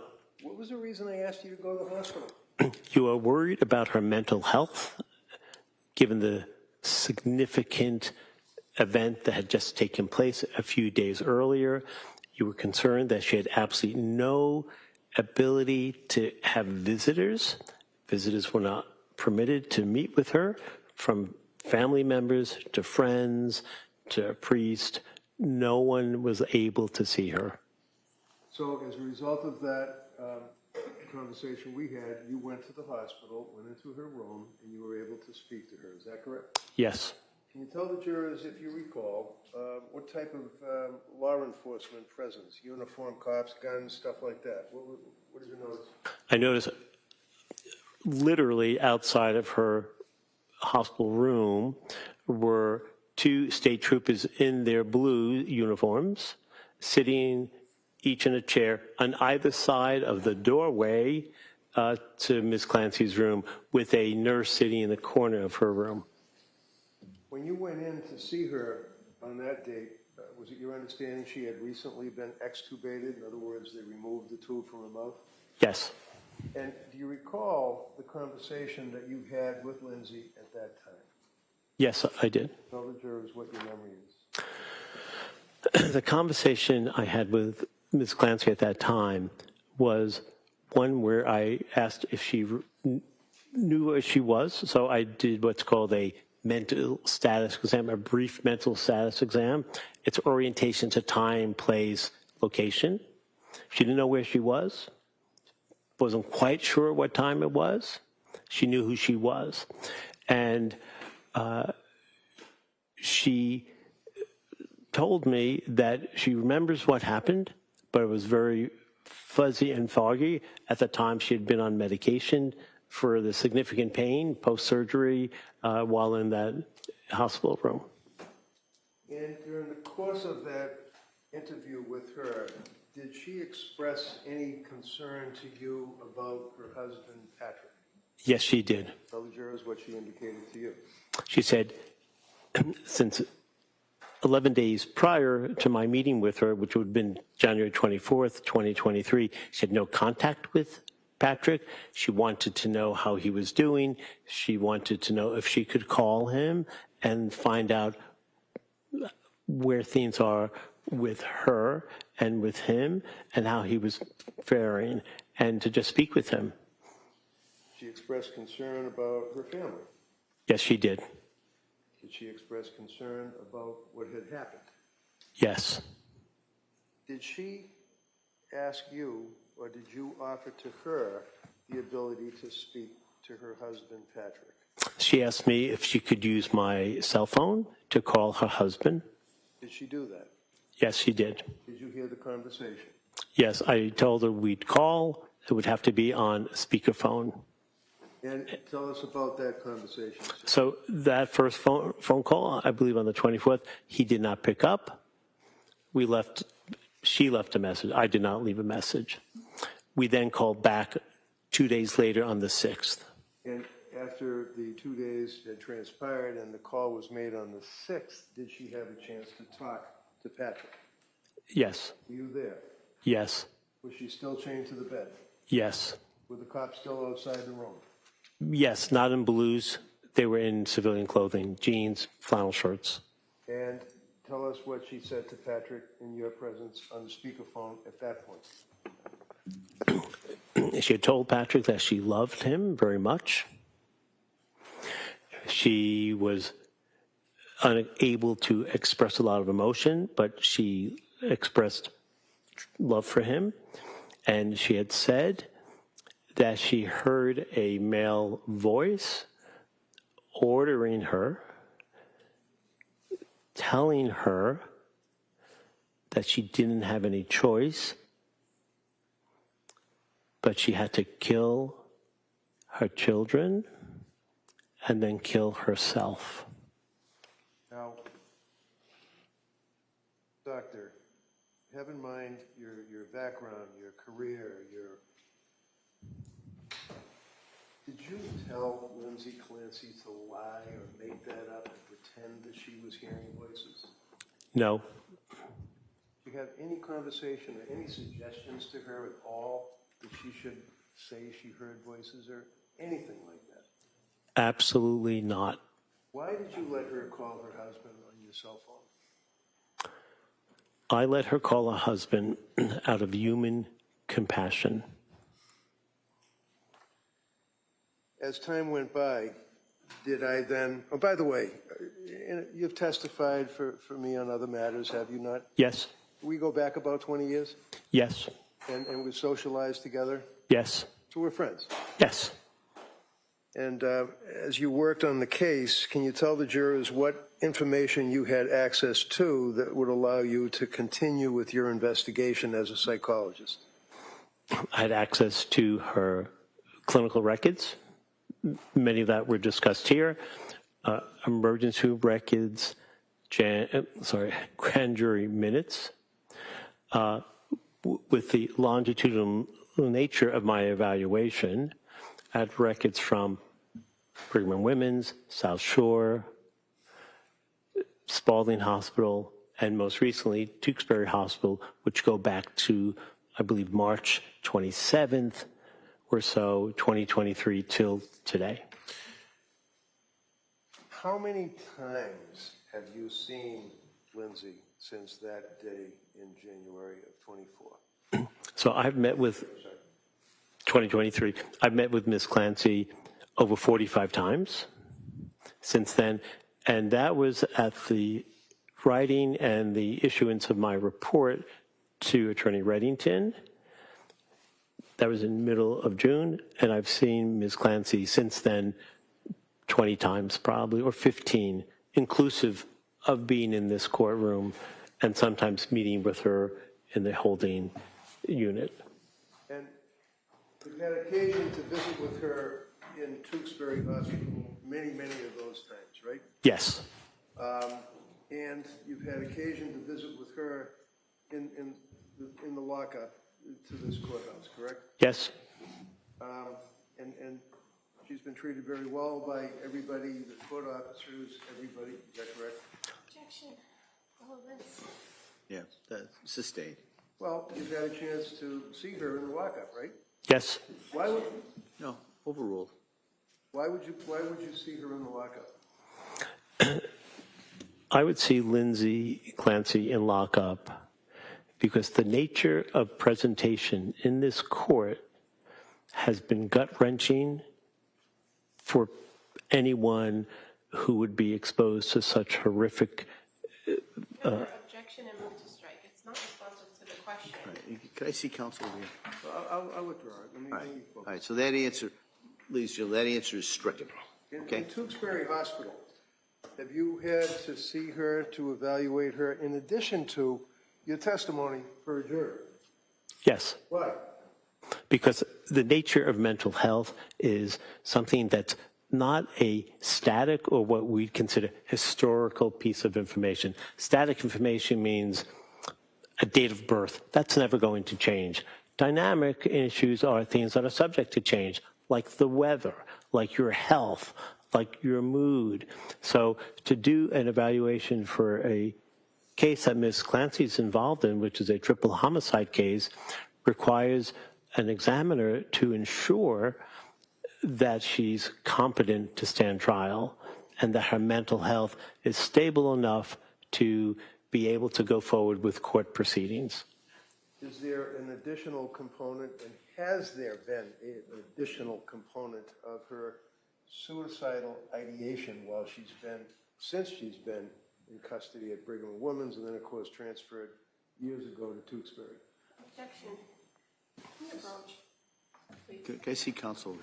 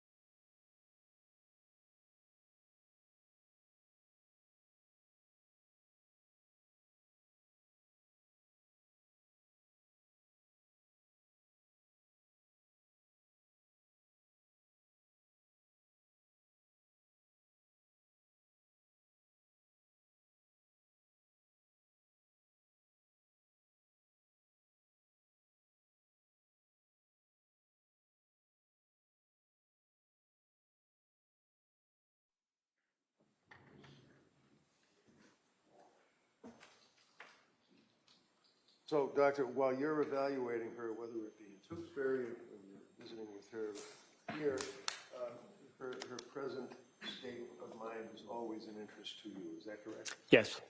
And in addition to all of the police reports, grand jury minutes, photographs, and things that you've described for us, sir, have you also had occasion to review all of the medical records without going through every one of them, dealing with Jennifer Tufts, Gelada, drugs that were prescribed to her, et cetera? Yes.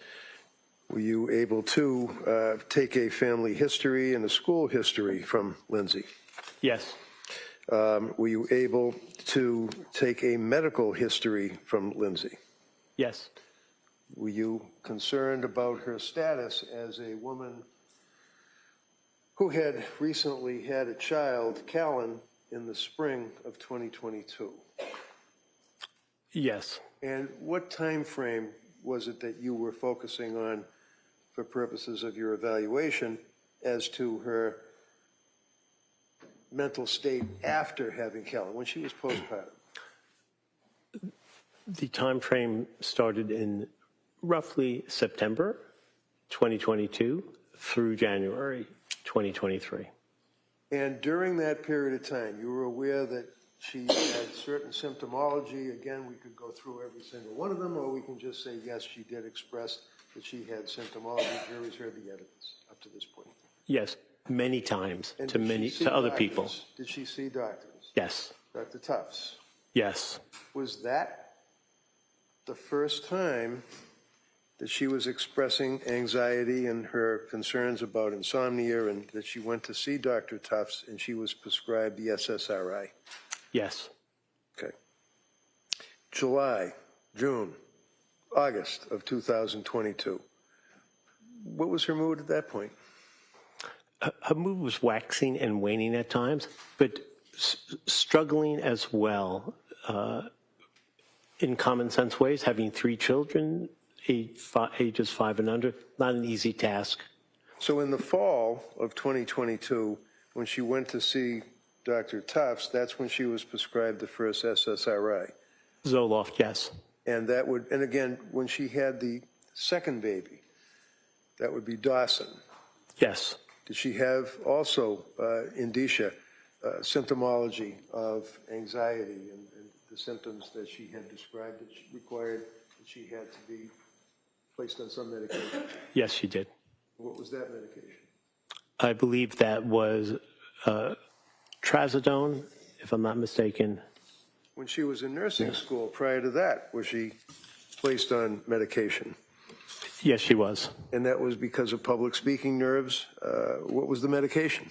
There were multiple medications. I believe it was propranolol, and I believe it may have been trazodone and Wellbutrin, but I'm not totally positive of that. Do you recall that she was prescribed an SSRI when she was in nursing school? Yes. What was that? That was Zoloft. When she saw Dr. Tufts and she took the Zoloft, it was 25 milligrams initially, is that correct? Yes. Was it increased? It was increased to 50 milligrams sometime later. And Yes. how did she react to that? She didn't take the medication initially. She waited a few weeks until she started on the lower dose. So my question was, how did she react to the increase in the Zoloft? Poorly. What does that mean? It was not a therapeutic uplift for her. She didn't do well. She didn't feel better. By all reports from Ms. Clancy, she did not get better. How about sleeping? Did she have any complaints about sleeping? Yes. What was that? Her insomnia got worse with the passage of time. As September turned into October, it turns into November, around the time of Thanksgiving. Had she continued to seek help from medical health care providers? Yes. The answer is yes. Yes. Who did she seek to get help from? Well, the initial person, I believe, was her mother-in-law, Sue Clancy, and who was a labor and delivery nurse who knew people. Who did she see as a result of Sue Clancy? I believe it was Julie Paul initially. And what group was she affiliated with? South Shore Perinatal Health. Did Ms. Paul, nurse practitioner Paul, prescribe medication for her? Yes. And did she continue to deal with South Shore Perinatal? Yes. At some point, did she stop dealing shortly, a short period of time, with nurse practitioner Paul? Yes, Nurse Paul left. And why was that? She got a transferred position. It had nothing to do with her patient load or. So she was transferred. She was transferred. Okay. Yes. So as a short period of time, she was transferred. Who was the next person that she dealt with? Rebecca Gelada. Did Rebecca Gelada have a particular position? Was she a nurse practitioner? Yes. And how long did she deal with Rebecca Gelada? 3 appointments. And during that period of time with Rebecca Gelada, was she prescribed medication? Yes. What was the medication? I believe it was Seroquel. How did she react to that? Poorly. And as time went by, going into the holiday season, Thanksgiving, do you recall what her symptomology and complaints were to the healthcare providers at that point, whether it be Tufts or Gelada, anybody? Yes. What were they? She had many concerns about her health. She wasn't feeling well. She felt out of touch with herself. She felt numb. She experienced disassociation. All right, stop right there. What is disassociation? Disassociation is a psychological construct that means you feel removed from your body. You don't feel in touch with your body. You feel different than the way you normally do. You look back at your life and you say, something is wrong with me. I'm not feeling the way I normally do.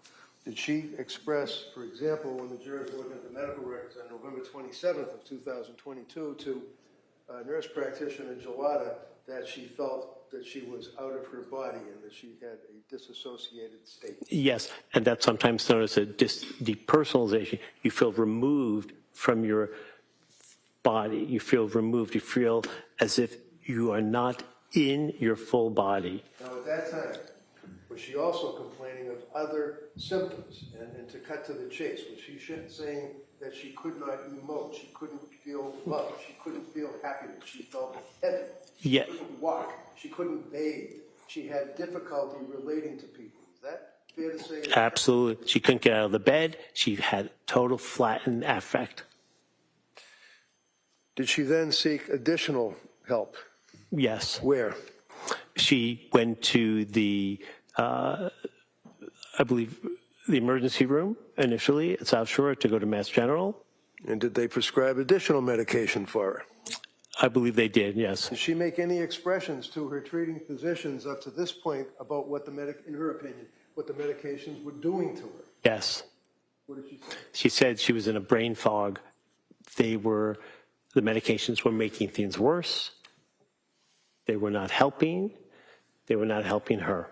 Now, as that time went on into the period of Thanksgiving up to around Christmas, did she continue to reach out to people for help, such as suicide hotlines?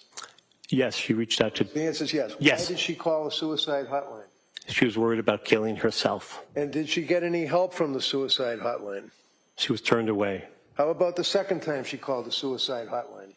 She was turned away. How about when she went to the Women and Infants program in Rhode Island? They told her she was not a good fit for the program. Why? Because she was overly medicated. And did she continue to seek help from healthcare providers? Yes. And what was the next thing that happened as far as dealing with healthcare providers for Lindsay in her postpartum stage? She went to the Mass General emergency room. What happened there? On 12:30, she said she needed to go to the hospital. She was at the emergency room. She was sent to McLean Hospital in Belmont. It's a Harvard-affiliated hospital. Now that McLean Hospital, when you say was sent to, fair to say that even though they had to transport her, it was a voluntary commitment? Yes. And what was her state of mind that caused her to have a voluntary commitment to the locked wards of McLean Hospital? She was worried about killing herself, and she uttered concerns about killing her children. How about, did she relate any intrusive thoughts and dark thoughts, things of that nature during this period of time, October, November, December? Yes. Tell me about that. She said she had, quote, horrible thoughts, unquote. She felt that people could actually hear her thoughts. The thoughts were so loud that strangers could hear them. Did she express at that point, for example, that she was concerned about school teachers with the little Sprouts school with the kids, that they could read her thoughts and that she would lose custody? Yes, it's called ideas of reference. You believe other people can hear what you're thinking, and that can have a very negative interpretation for the person believing that, feeling that, and thinking that the outcome is going to be a negative one, that their children may be relieved from their care. Now, as it relates to the concept of a psychosis, can you tell me in 25 words or less what a psychosis is? A psychosis is what's considered a major mental health disorder. It's when people have disorganized thinking, and the symptoms most typically are hallucinations. There are different types of hallucinations. 80% of people with psychoses hear voices. There are different types of voices that one can hear. Benign, get a glass of water. Benevolent, you're a good person, keep it up. Or malevolent, threatening them, telling them ordering them to do something horrible, and you believe those voices. Now, during that period of time, when she got out of the McLean Hospital, what medication was she titrating or getting off of? I believe she's getting off the Seroquel. Was she able to do that? Yes. Relating back to November 27th with the disassociative state, is that an indicia, is that an indication or a harbinger of psychosis? Yes. And is a psychosis, is that something that would be, somebody would be suffering from a psychosis for a month at a time, 2 months at a time, or is that short periods, or how does that work? People with psychoses have intermittent symptoms. They can function fine one day, and the next day they can be hearing voices, they could be seeing things, feeling things, smelling things. To be clear, those additional types of hallucinations did not plague Ms. Clancy. She only had auditory hallucinations, but hallucinations are like the waves at the beach. They come and go. They're called waxing and waning? Yes. And would you tell me, doctor, in your opinion, is an individual, and we refer to postpartum psychosis, is that a particular affliction that afflicts women that have had babies and they go through a period of postpartum depression and then ultimately postpartum psychosis? Yes. Can you tell us, is a person, even if they are in the throes of psychosis, are they able to make a phone call? Yes, they can. Are they able to drive a car? Yes. Are they able to say, hi, how are you? I'd like to have a hot dog? Yes. They don't have to look at the unicorn in the corner, right? That's correct. Mr. Reddington, it's 4 o'clock. Is this a good time to? Sure. All right. So, members of the jury, we're going to recess until tomorrow morning. I would expect our schedule tomorrow will be similar to the schedule we had today, hopefully without the technology issues. And I'm just going to remind everybody the same instructions. Don't read anything about this case or similar cases. Don't talk about it. Don't listen to anything. And keep an open mind. Go home. Have a nice evening. We'll see you tomorrow morning, 9 o'clock. Okay? All rise, please. Jurors exit.